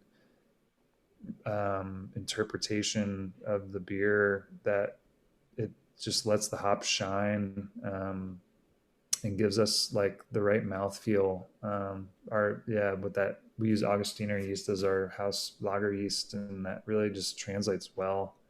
I was hoping, wish I could have sent you one of our West Coast IPAs. I don't think we had any like fresh ones at the time, but yeah, they're great, man. We're doing lots of fun stuff with them these days, and that's just like for me personally, that's like a really fun style to try to dial in again. It's like I feel like for years we just never brewed them, and now we're getting to brew them a lot more, and we have an opportunity to like dial them in again and make it a focus of our program, which is really cool. Very, very cool. I love to hear that, and I feel like very intelligent by not going for the 8% to get that immediate comparison. I think particularly if people are aware of where you're from, but also like it's just dope. I love that you're still doing it. Like I don't know, are they like here? It's not very common. Like I could probably count on one hand the amount of breweries that I can think of off the top of my head that do either a regular West Coast that's great or just even like occasional West Coasts. Like it's very few and far between. What's aside from from the state at large? Obviously, you guys are doing it. Are they common, or are you guys kind of maybe standing out a little bit? Yeah, I think they're becoming more common. I would say we're probably, I mean, there's definitely a handful of breweries that are pushing West Coast IPA hard, but I don't think it's caught on fully statewide amongst all the breweries. Okay.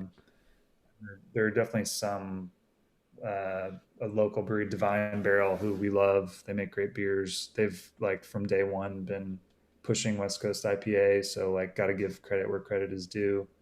There's definitely breweries that have always like stuck to their guns and brewed West Coast IPAs, but I think more are starting to do it. I think we're probably pushing it harder than most for sure. Good. But I'm curious to see if that changes and more breweries, like you said, start to make it more of a focus.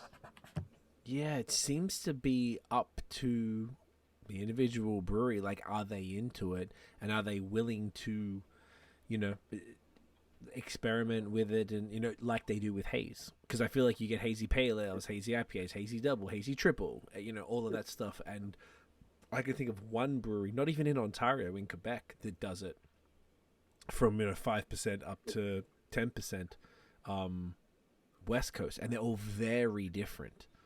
And I don't know anyone who does them better than that in Canada. But I can't think of anyone else that does that level of experimentation with it, which I think is an interesting observation again. Like, okay, well, these guys are doing it, but why is no one else doing it? Which is probably, obviously, sign of the times as such, which is cool.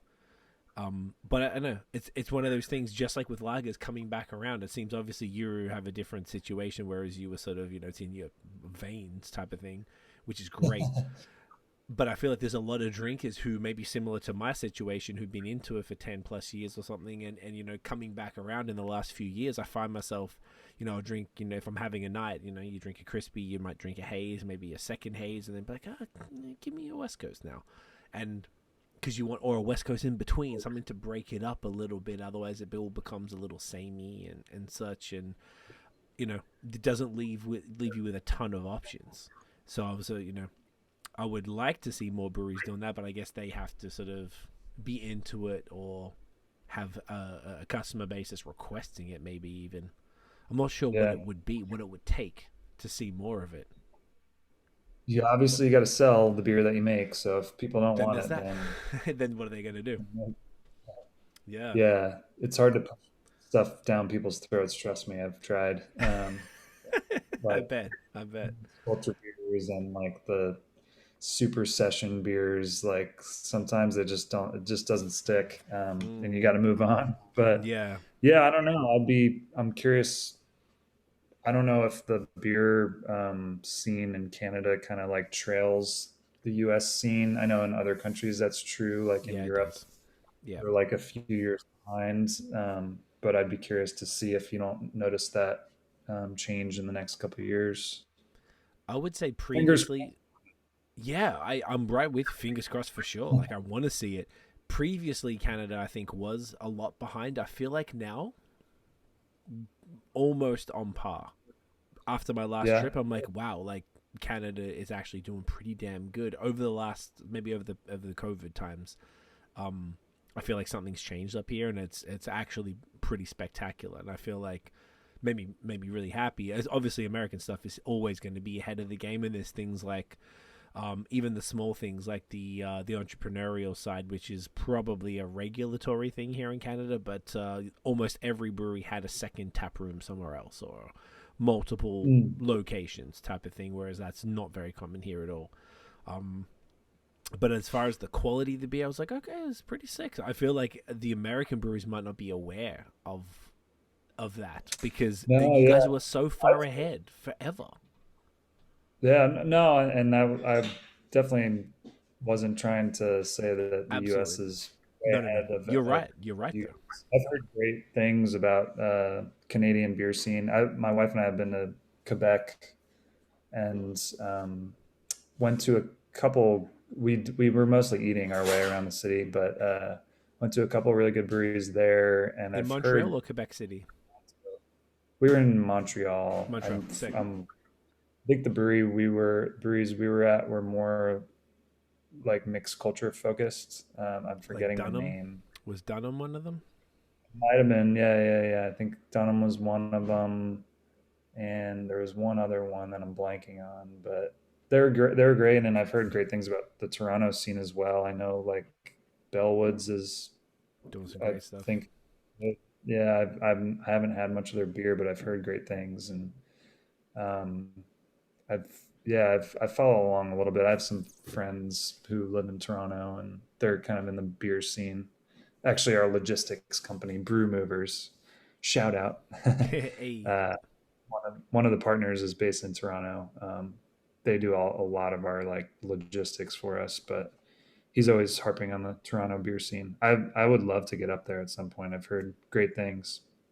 It's great, man. And like I'm from Australia and I've been out here for like 12 years, but like because I've lived in Montreal and my girlfriend's from Toronto and we now live just outside of Toronto, like I was always coming back and forth. So I always felt like I was like the bridge guy because I had no, you know, alliance or loyalty as such. So I'm just like, Right. why doesn't everyone just like work together, come up? So yeah, I feel I would love to see more of that. And now that we're traveling more, we didn't travel much over the last few years. So getting back on the road has been the greatest thing.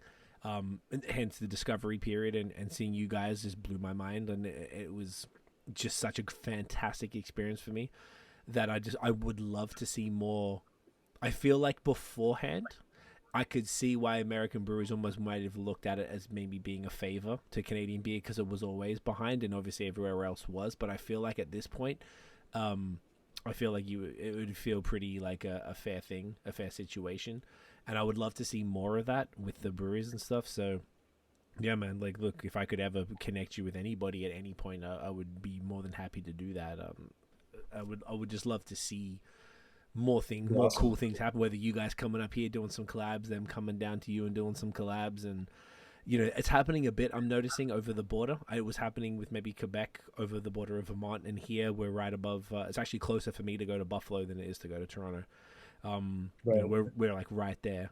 So like some great stuff happening in Western New York as well. So I've seen Third Moon Yep. out here. They did a collab with Fifth Frame recently, which was super great.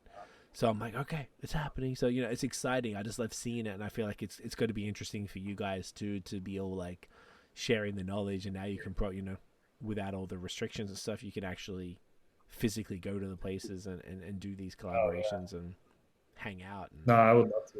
It's definitely on my list. I definitely would love to see that more. But very very cool with the West Coast, and so that makes me happy that you guys are doing that. So hopefully you'll end up translating that to maybe a land on a flagship or something that you'll push out, which would be Yeah. I like the idea of that. It's sick.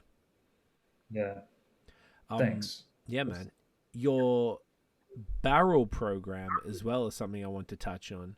I did notice at the time when I was there at the beginning of May, there was I feel like you had a whole bunch of stuff that had just come out, a series of bottles. I actually have one of them here. Um, excuse me. This was from a series, right? This particular bottle, Is it the the one that I Wild sent you? Excess. Yes. Yeah, that was a Horace aged ales collab series that we did. They came, he came and visited us during COVID. Basically, we all sat outside by the fire, and um, That's so sick. we kind of paused a beer and we put it into barrels. That was a year and a half ago. I forget the exact date, and we filled one Buffalo Trace barrel, two cognac barrels, and I think that was it. It was like a very small batch, and he came back this year. Normally, we wouldn't touch our barrels until after 16 months, but he came by to visit Kyle from Horace, and we were like, let's taste the barrels and see how they're coming along. Probably won't be ready, but like it'll be fun.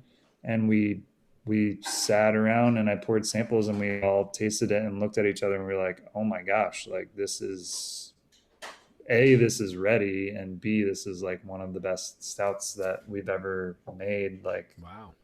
this needs to go into bottle ASAP. So we released the bourbon barrel beer by itself, just a single barrel. Didn't want to mess with that one too much. The cognac was really fun. I think that was the first cognac aged beer. The one you have is a cognac barrel beer. With Um, Ugandan vanilla. the vanilla. So we did three. We just did the straight up cognac. We did vanilla, and we did coconut, That's and so sick.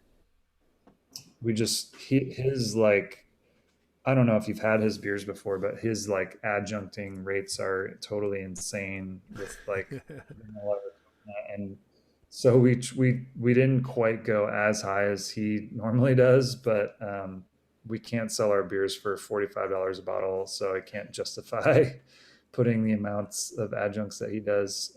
That's fair. I'm sure they're insane, but for us, these were insane. And I think it really came through to the final product. It just like the cognac barrels for starters were awesome. It's just like much more unique, nuanced, kind of figgy, dark fruit, caramel flavors that you don't always get from bourbon, which can often, I mean, it's always great, but they can get to taste the same after a while. You don't get a ton of variation and nuance like barrel to barrel, Mm. but the cognac is such a nice change of pace, just like a much different flavor profile than we normally see in our barrel aged beers. And it worked really well with the adjuncts. The coconut one was awesome, and then the vanilla just works great with all those flavor combinations. And we just blasted it with a bunch of vanilla. So yeah, that's I think that series is probably the best stout series we've released. Hmm. arguably.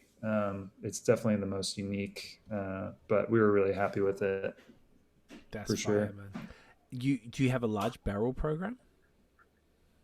We do. We probably have, I mean, I think we're on barrel 150 or something by now. A lot of Jeez. those have been released, so we don't have 150 barrels Yeah, in, sitting there. we don't reuse them. They get sent to pasture once we empty them. But yeah, probably on hand we have about 70 or 80 barrels of clean beer. We actually still have a pretty big mixed culture program that we need to start dedicating some time to. It's just kind of fallen by the wayside, just Yeah. because that is just not a priority from a sales perspective. But yeah, the stouts are great for us. We try to do one per month, and it's only released through the tap room, generally. And that seems to be the one beer that we can still get a good turnout, and a good response from customers on, and they usually sell out pretty quickly. And if they don't sell out right away, then there'll be a few stragglers on available for purchase at the brewery for a couple weeks after. But um, generally, we can move through a pretty good amount, pretty quickly, which is nice.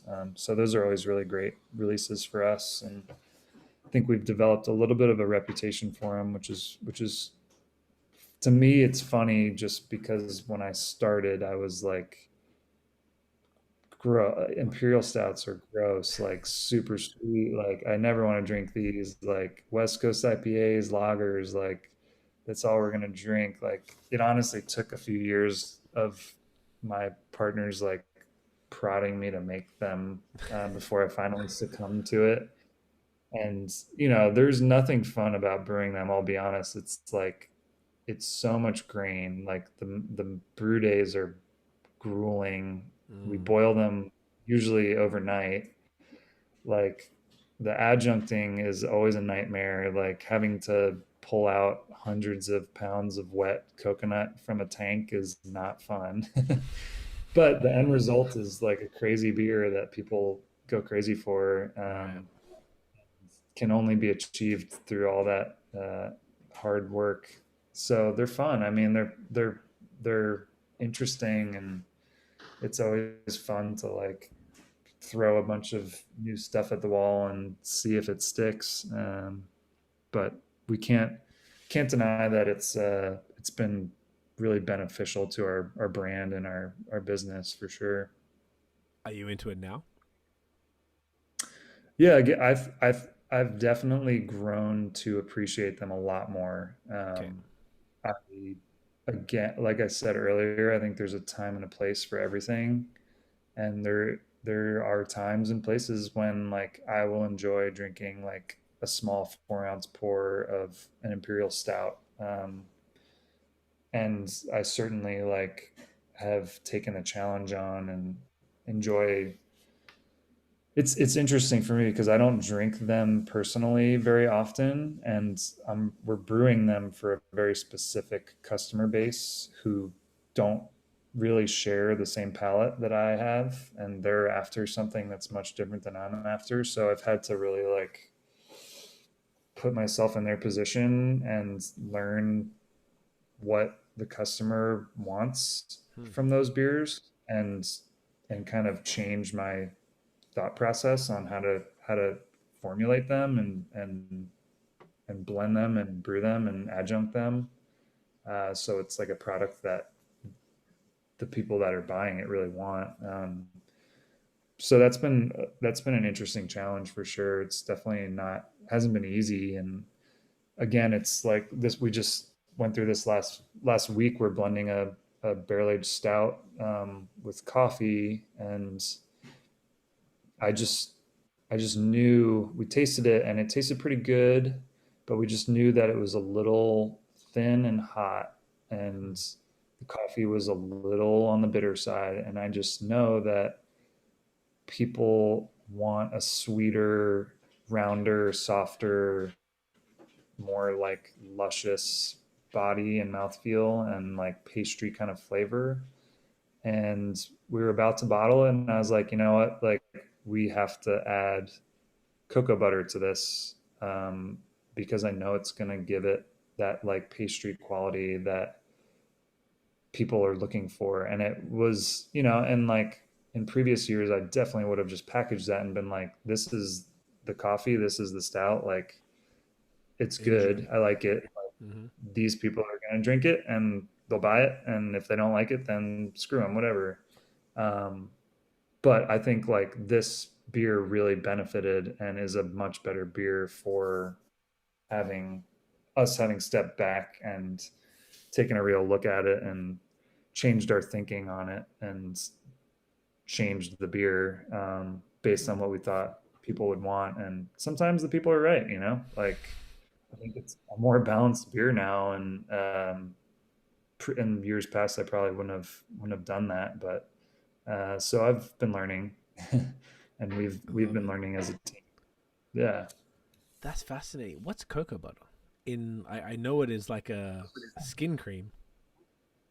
Yeah, right. It's literally a huge block that's like 50, it's like 20 kilo block, maybe 25 kilo block of Damn. just, so it's just like a white, it looks like, it looks like cocoa, like coconut oil, like if coconut oil had been like coagulated and hard. And it's just like, it's honestly one of our favorite adjuncts now.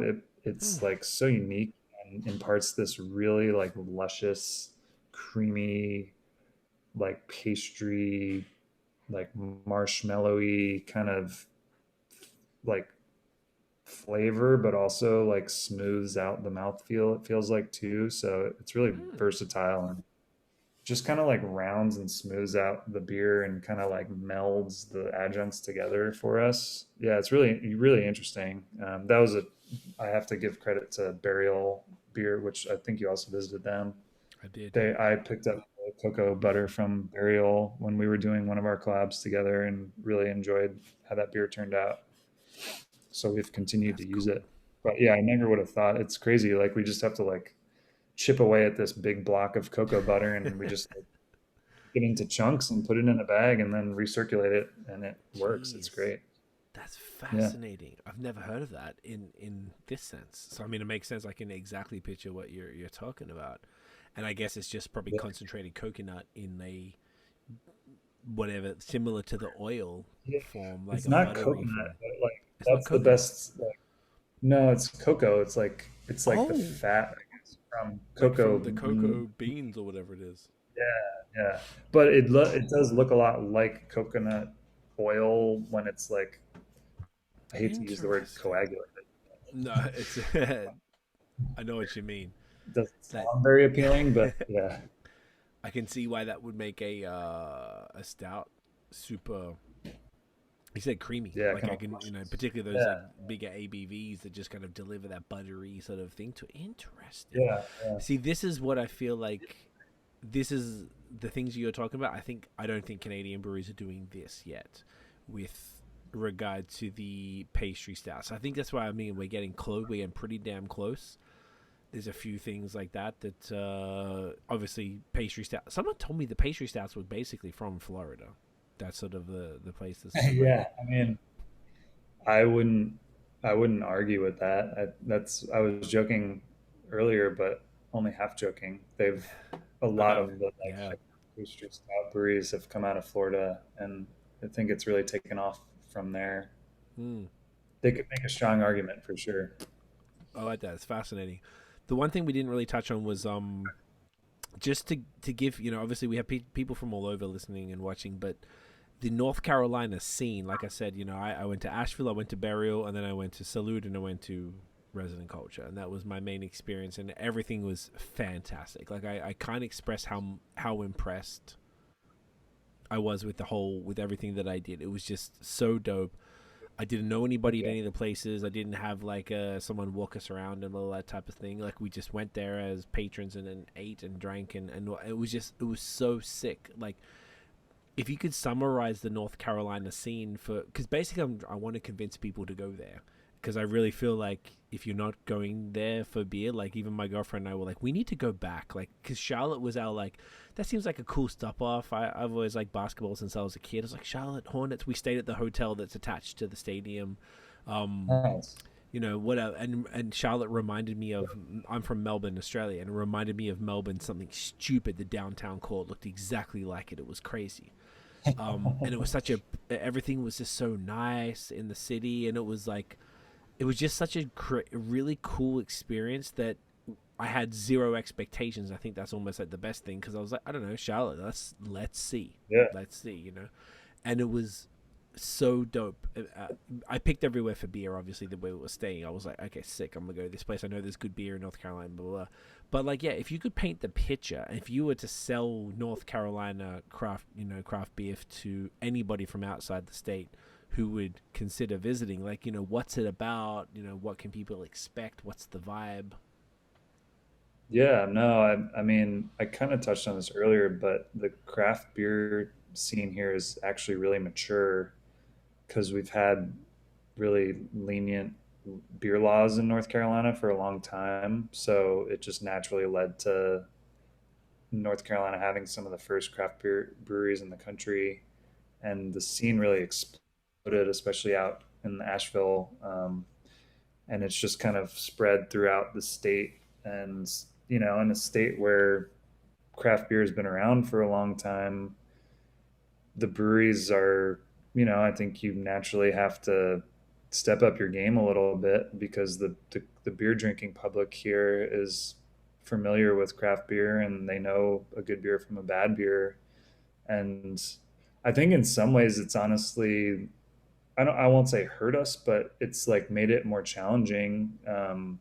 Because I think if resident culture was plopped in some other market, we would crush it even harder and like would, maybe not nowadays, but like, you know, would have had even longer lines and sold out of our beer faster. But like that whole hype beer culture almost like doesn't translate super well to this state, I think, because I think the beer drinkers are just like past that at this point and like they've been around craft beer for so long that it's like it's not a novelty here. It's like just part of the culture. So you know they know good beer from bad beer, which means there's a lot of really good breweries, and so it's a tough market. Charlotte in particular has been challenging even for us the last couple of years. I mean, COVID obviously totally changed everything for everyone and made everything more difficult, no matter where you are. But there's in a place like Asheville, they at least have like a really strong beer tourism, uh, you know, community and in there where people are, you know, popping from brewery to brewery and they just go to Asheville to visit breweries. Whereas Charlotte is more, it's less, there's less of a tourist scene here. So it's, you're relying a lot on regulars and locals, and there's probably 50 breweries in Charlotte now. It's a big city. I mean, there's a million people here, but still it's tough to, people don't venture outside of their neighborhoods super often, and you really gotta, it's you have to make great beer, of course, but it goes beyond that. And I think breweries in North Carolina are just like, we get that you have to make good beer. We're also, we're having to be really cognizant of our brand and the customer experience and all that goes along with it, because the competition is pretty stiff and there's just a lot of breweries in the state, and you got to step it up. So there's, that's a good thing for consumers and people coming to North Carolina to drink beer, because there's a lot of good beer, and the breweries that aren't making good beer are not going to survive. I like that though. I feel like that kind of puts people in their defensive, maybe, Yeah. and makes everybody step up, because if everything around you is so killer, then you aren't gonna, yeah, like you said, aren't gonna be able to survive unless you're doing something that stands out or that's sort of attracting people.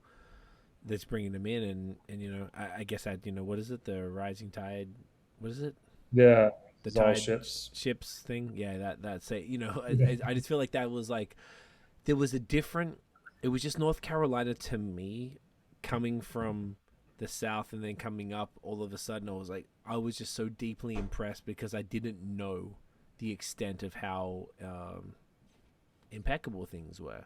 So it was like, the level of impressed I was just, I couldn't believe it. I was like, this is fucking crazy. I don't know why, no, I almost, like I said at the very beginning, I don't know why nobody had told me enough. And I feel like, even, you know, I feel like you guys, Burial, were the two sort of main ones that my friend actually were like, you, those are the two that everyone's talking about. So if you want to go to those two, cool, and hear a bunch of other ones. So I chose to go to the two that spoke to me the most, and it worked out very, very well, because I felt like that was both, you know, went to Burial, and that was really, really dope, and then went to you guys after we checked into the hotel. I was like, this is sick, and it was just very impressive.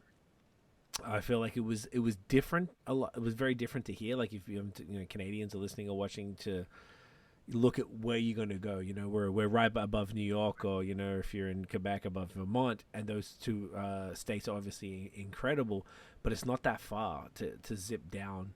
You probably have to do a one nighter in like DC or Virginia or something, and then zip on. It really wasn't that far for such a Yeah. phenomenal experience. Super close. And Toronto's what, 2.5 hour flight or something from Charlotte?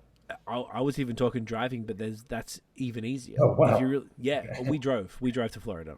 So because we Good had for a you. dog, so we Wow. wanted to, yeah, and we wanted the Uh, experience, and so we drove on the way back. That's why we drove from Miami to Orlando. We stayed the night. We went to Atlanta for the weekend because my girlfriend always wanted to go to Atlanta. And the Georgia beer was cool. We found some interesting stuff out there. They had some cool bottle shops and some other places. And then after Atlanta, we went Atlanta to, we were supposed to go Atlanta to Charlotte, and then I looked at the map. I'm like, oh, Asheville's right there. This has been on my bucket list for years. Let's just go past there real quick. So we were like in Asheville for an hour or two. Like, it wasn't much. We were very, very quick. Um, had a few drinks, had some food, grabbed some stuff to go. Went to the hotel, went to Salute, went to Resident Culture. So it was very quick, and it was easily the place that, if I could have extended that trip, yeah. that's where I would have extended the trip. It was that impressive. I went to Richmond the next day. I've been to Richmond like 3 times. I love Richmond, Virginia, and DC, and you know, there's a bunch of Good time. great stuff out there. But like, even if you're Yep. gonna drive, it's not even that difficult. I don't know. I'm not a big fan of flying, but you know, obviously I'm from Australia, so I have to deal with flying. But I would prefer to drive if I can. Now that it's just so easy.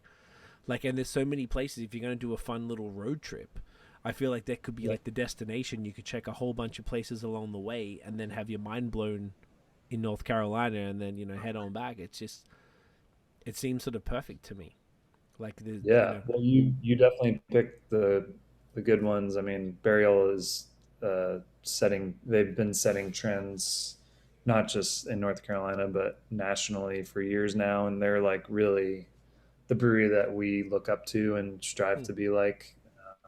And then Salute is, they're some of our best friends, but yeah, their bottle shop is iconic in North Carolina. Um, they've won, I think, 3 or 4 years in a row, best bottle shop or best beer bar in the country, wow, and they've like really helped bring craft beer knowledge to Charlotte and North Carolina, and then the brewery that they've started is obviously awesome as well. Just great people. So I'm not surprised you had a good time. And I agree with everything you've said. Those are some great spots and good people. yeah, man. It's definitely like, even my girlfriend and I was the immediate thing was like, yo, let's get back here, like, even this summer if we're able to, because it was the end of our trip, so we were pretty tired even by the time we got there, because you know what it's like when you're traveling Yeah, and blah, blah, blah, driving. It's a lot, but you know, if you were just flying out, it'd be so easy. And you rent a car, fly into Charlotte. I've flown to the Charlotte airport in the past before, and it's you know, it's a nice little connecting spot. So you're able to get a rental and cruise around. The city's small, but gorgeous. Everything was really clean. Everyone was really nice. It was just like such a pleasant experience. Um, So I wanted to make We have sure. some good recommendations for you the next time you come. There's a lot of great breweries that you didn't have time to hit this Mm. trip, but there's a lot that next time you should next time you come down, let me know. Oh, I 100% will, brother. Very excited to do that. So the last question, what I should probably do was to just before we wrap it up, I'll even crack the last beer just to show one more off something that we probably a style that we haven't touched on tonight, and then we can bring it on home. So should we do the well, when I say we, I mean I, because you're doing the Yeah, Crispies. The should we do the Miami Vice, the collab with Tripping Animals? yeah, sure. Yeah, That's a fun one. yeah, man. Yeah, Which that was Miami, but obviously they're in Miami. Miami Vice is strawberry daiquiri and a pina colada mixed together, mm, and this one, this is this one. I actually didn't even tell this to the Tripping Animals guys, but we added so much coconut to this beer, and we did it in our bright tank and transferred the beer onto the into the bright on top of the coconut, and like we were blown away by the amount of coconut to the point where it was like it was way too much coconut, and it just like had this like slick oily coconutty salty mouthfeel, and we were like, oh man, this is like weird. I'm not sure if I'm into this. And it was one of those moments like that. Again, we've learned a lot over the years. Like, if you're not crazy about it, like, don't sell it. Like, let's fix fix it. it and make it better. And like, we transferred it and added more strawberry. And like, as soon as we transferred it off of the coconut, the beer like improved by 80%. Um, Okay, I think there was just something about sitting on all that coconut. It was just like, I don't know, soaking up all the oil or a something, little too much. um, which made us like breathe a sigh of relief. But yeah, this beer has like pineapple, obviously, coconut, and then strawberry puree, a little bit of lime. Um, so kind of just trying to hit all those flavors of a strawberry daiquiri and the pina colada. It's again like we started with this, let's finish with it. Like beer is supposed to be fun. It's not supposed to be too serious. Like Couldn't this is agree just more, a bro. fun, silly beer that we decided to do with some friends. We've been really liking cocktail inspired sours as well. It's been a way for us to like take a style that to I think it's lost a little bit of its allure over the years, just because people are just throwing thousands of pounds of fruit at a beer and calling it a sour beer, Yeah, and again, like some people love that, and no discredit to anyone doing that. Like we've certainly done it in the past, but it like from a creative perspective loses a little bit of its allure. So it's been fun doing these beers that are a little more nuanced, and this one isn't even as nuanced as like some of the cocktail ones we've been doing with like some gin botanicals and spices and like orgeat and like these like aperitif type things. Like we have some pretty fun ones coming down the pipeline, but it's been like a fun way to scratch our creative itch, um, while still appealing to we have a big customer base that just loves sour beer, and there's always going to be people that come in and that's the only thing they drink. So we always got to have it on. So it's fun to mix it up by taking inspiration from cocktails and trying to translate it. We've been doing a lot of like barrel aged stuff too. We have some rum barrel aged sour that we actually need to package that soon. That one's a really fun. We have some in mezcal barrels actually that we're gonna do like a blood orange mezcal margarita type thing. damn, So that's really cool. Yeah, that that's stuff is fun. fun. I Yeah. love that. The one like obviously we're talking about you guys being hype, with the haze and the crispies and the pastries. So would you say you do a lot of smoothie sours? Because I don't recall even specifically looking for it. I think I went there and I was like, I need to try the haze. Um, Yeah, no, we don't. we're not super into it. I mean, actually, that Fancy Rejects is probably the most fruit we've put in a beer in a while, and it was like it gave our centrifuge all sorts of troubles. But you like, I don't even think you can consider a beer a pastry beer if you're centrifuging it. Uh, but That's that fair. we've done it a few times, and it just like never really works for us. I don't know. We were worried about re-fermentation, and that just wasn't our style. And I just didn't think those beers tasted all that great. I've had Okay. some from other breweries that were good, and we just weren't able to nail that, and it just never felt like who we were. So the sours we've done have always been a little more restrained. I say restrained. I'm sure my brewers would like absolutely die laughing if I said restrained, given the amount of fruit we're still adding to these, but we're still re-fermenting it all, and it's not like chunky smoothie beer that we're serving. That was what I was. Yeah. Okay. So the smoothie thing seems to be. Is it really popular in Charlotte or North Carolina in general, or is it like It's not super. I think like in Florida, for example, it's much more popular. Our market, there aren't any breweries I can think of doing smoothie beers like that. Um, interesting? Never really caught them, I guess. Yeah, I don't know. I didn't really think about It's it.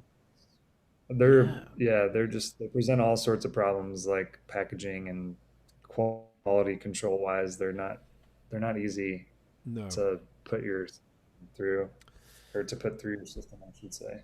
not at all.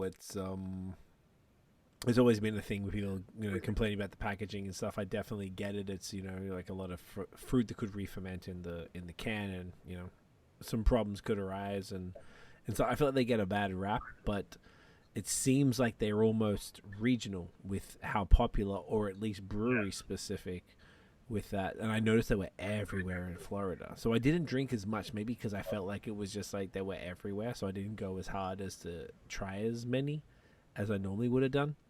Um, but this is great. This is exactly what you're saying. It is. I almost feel like it's like a I don't know what like a goza almost getting saltiness. Unless I'm Yeah, tripping yeah. out. There Yeah. was like the coconut lends like a salty flavor to it, which was unexpected. And it was like really salty at first, and then we kind of corrected it a little bit. But I do think it kind of like adds It to that works. mouth feel that Mm. like that kind of luscious Yeah. coconut pina colada mouthfeel type thing, creamy thing. It's That fascinating. is actually a technique we'll use sometimes on stouts in particular. If we think it's a little too thin or hot, we'll add salt, and it'll kind of smooth Bring it out the down. mouthfeel a little bit. Yeah. Interesting. Yeah, this is it's I feel like most sours, at least from the states I'm seeing these days, are like straight up like smoothie style, but this is like a nice middle ground. It's exactly what you said it was, like a pina colada meets a strawberry daiquiri, with the berries are really present while the lime is in there, the coconut. Like this is delicious. It's like, and that sort of like saline mouthfeel uh, without being a goza. Like it's super unique. This is great. It's Cool. fascinating, Thank you. and I love that you guys are Yeah. collaborating. So go on. Yeah. Yeah. No, it's a departure for us for sure. Like that is Okay, not a beer, a normal. style of beer we normally do a lot of. But cool. Thank you. Yeah, Love they're it. tripping animals are great Which dudes. yeah. Good friends with them, and they're doing awesome stuff down there.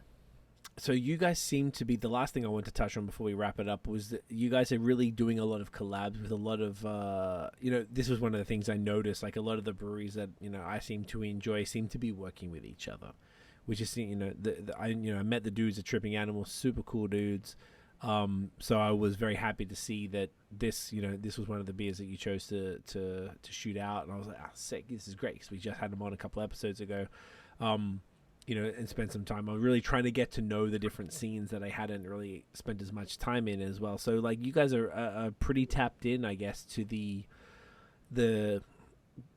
the culture, the scene of breweries that are in your ilk of what one would consider a hype brewery, I guess, is the, you know, a Yeah, way to yeah. look at it. I don't think it's any way negative. I think it's completely positive because that's what I'm looking for personally. But yeah, it just seems like, yeah, if you want to just quickly speak to sort of, you know, the connections that you guys have had with so many other breweries and how they all came about. I mean, is it festivals? Is it just, you know, obviously Burial are down the road, so it's a different story. But like, you know, for people like Tripping Animals, like, how did you connect with all these folks?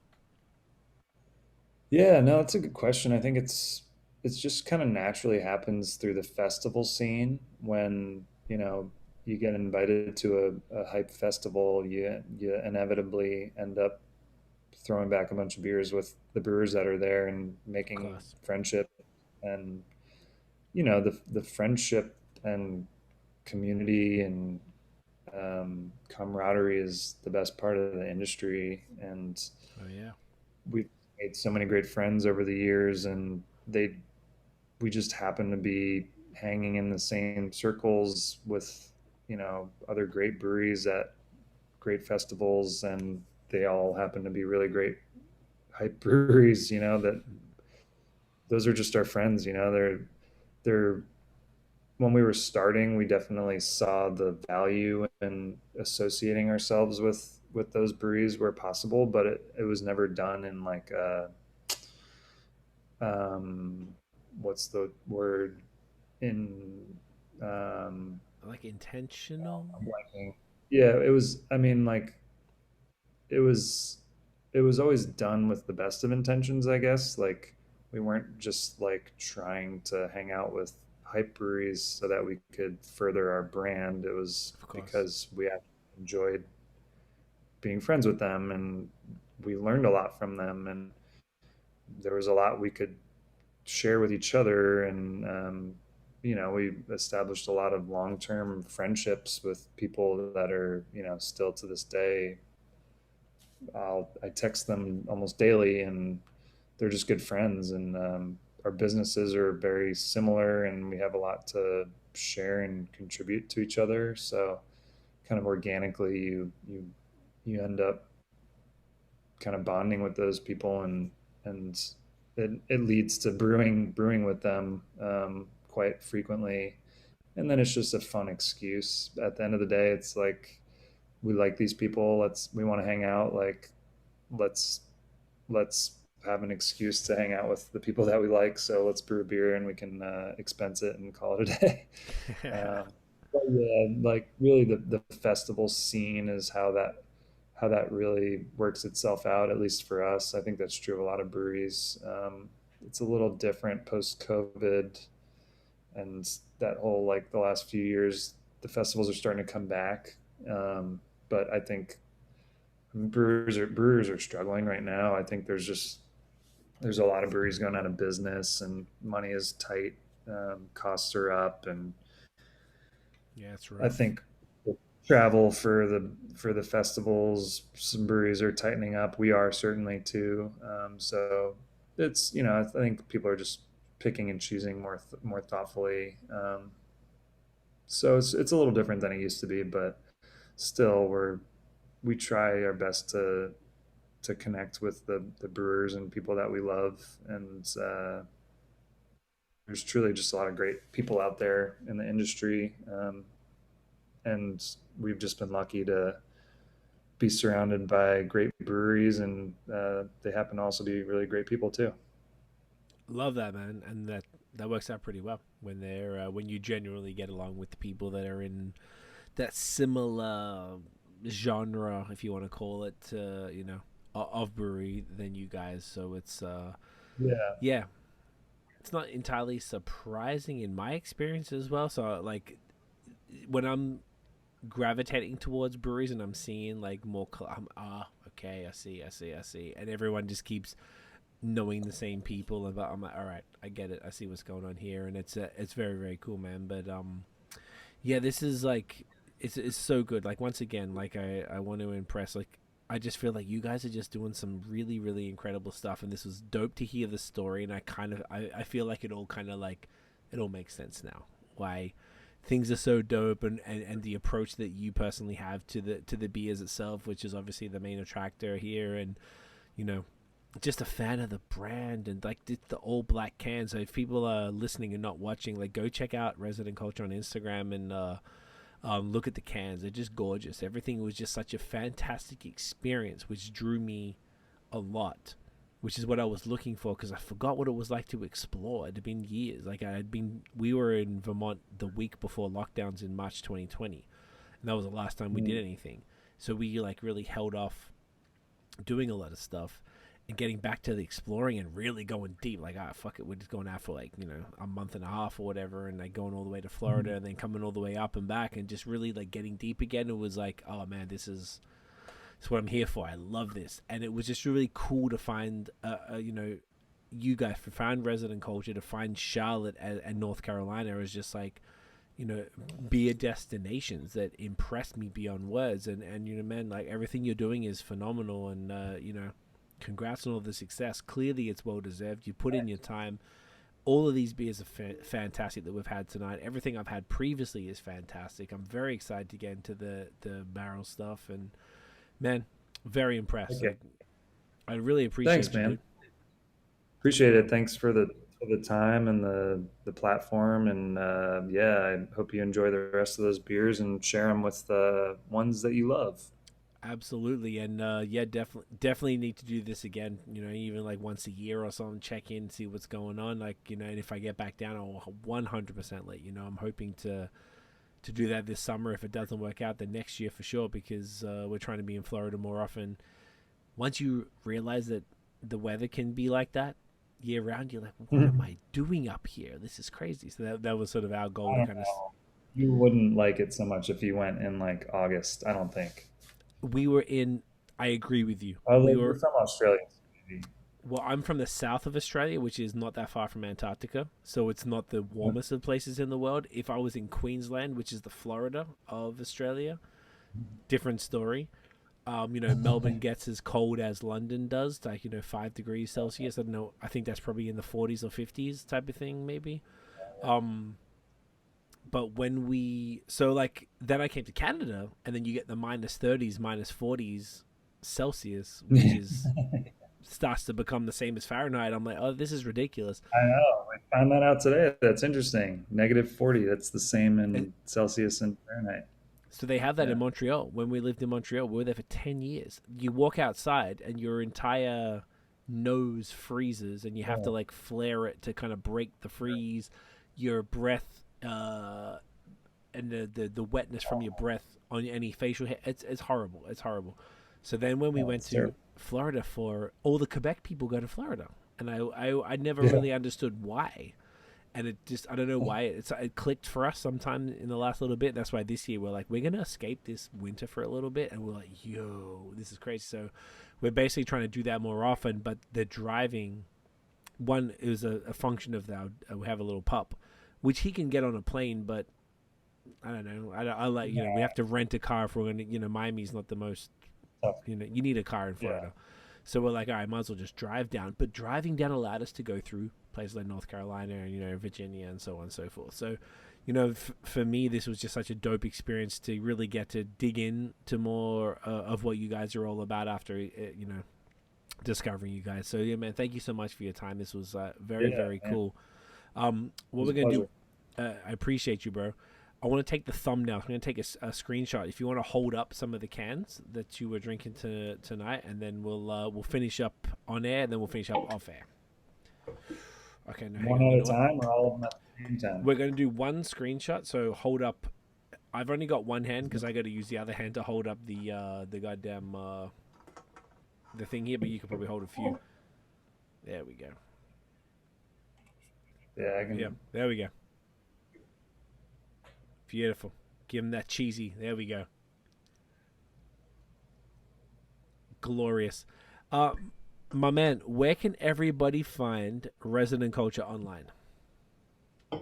Yeah, if you're in North Carolina, we can actually ship you beer directly. Yeah, residentculture.com, residentculturebrewing.com, Instagram, of course. I think it's just at Resident Culture. We Triple are check often traveling for festivals. We were just up in Ann Arbor, or our beer was at least, which isn't too far from you guys. I guess it's a little No, bit of different, but a few yeah, we get hours. around to festivals. So keep your eyes peeled. Then we do distribute around Virginia, South Carolina, a little bit in Tennessee, a little bit in Florida. So yeah, we're getting around these days. But yeah, North Carolina is the spot to get us for sure. Make sure you get down. Check them out. Yes, it's at Resident Culture on Instagram. All the information is there as far as the opening hours and everything. Grab some beer. Chris, you're a champion, brother. I really appreciate your time, man. Stick around. I'm gonna wrap this up on air, then we'll finish up off air. But couldn't be more impressed. You're a champion. Everybody, thank you for watching and listening. If you enjoyed the episode, smash the thumbs up, hit subscribe below, hit the notification bell so you know when all the new episodes drop. Follow us everywhere at BAOS Podcast and check out the long form audio. Every Wednesday, we drop audio in the morning, the video in the evening, and you're going to hear attractive gentlemen like Uncle Chris talk about craft beer in North Carolina and beyond. Guys, thank you so much for your time. We'll see you in the next episode. Cheers.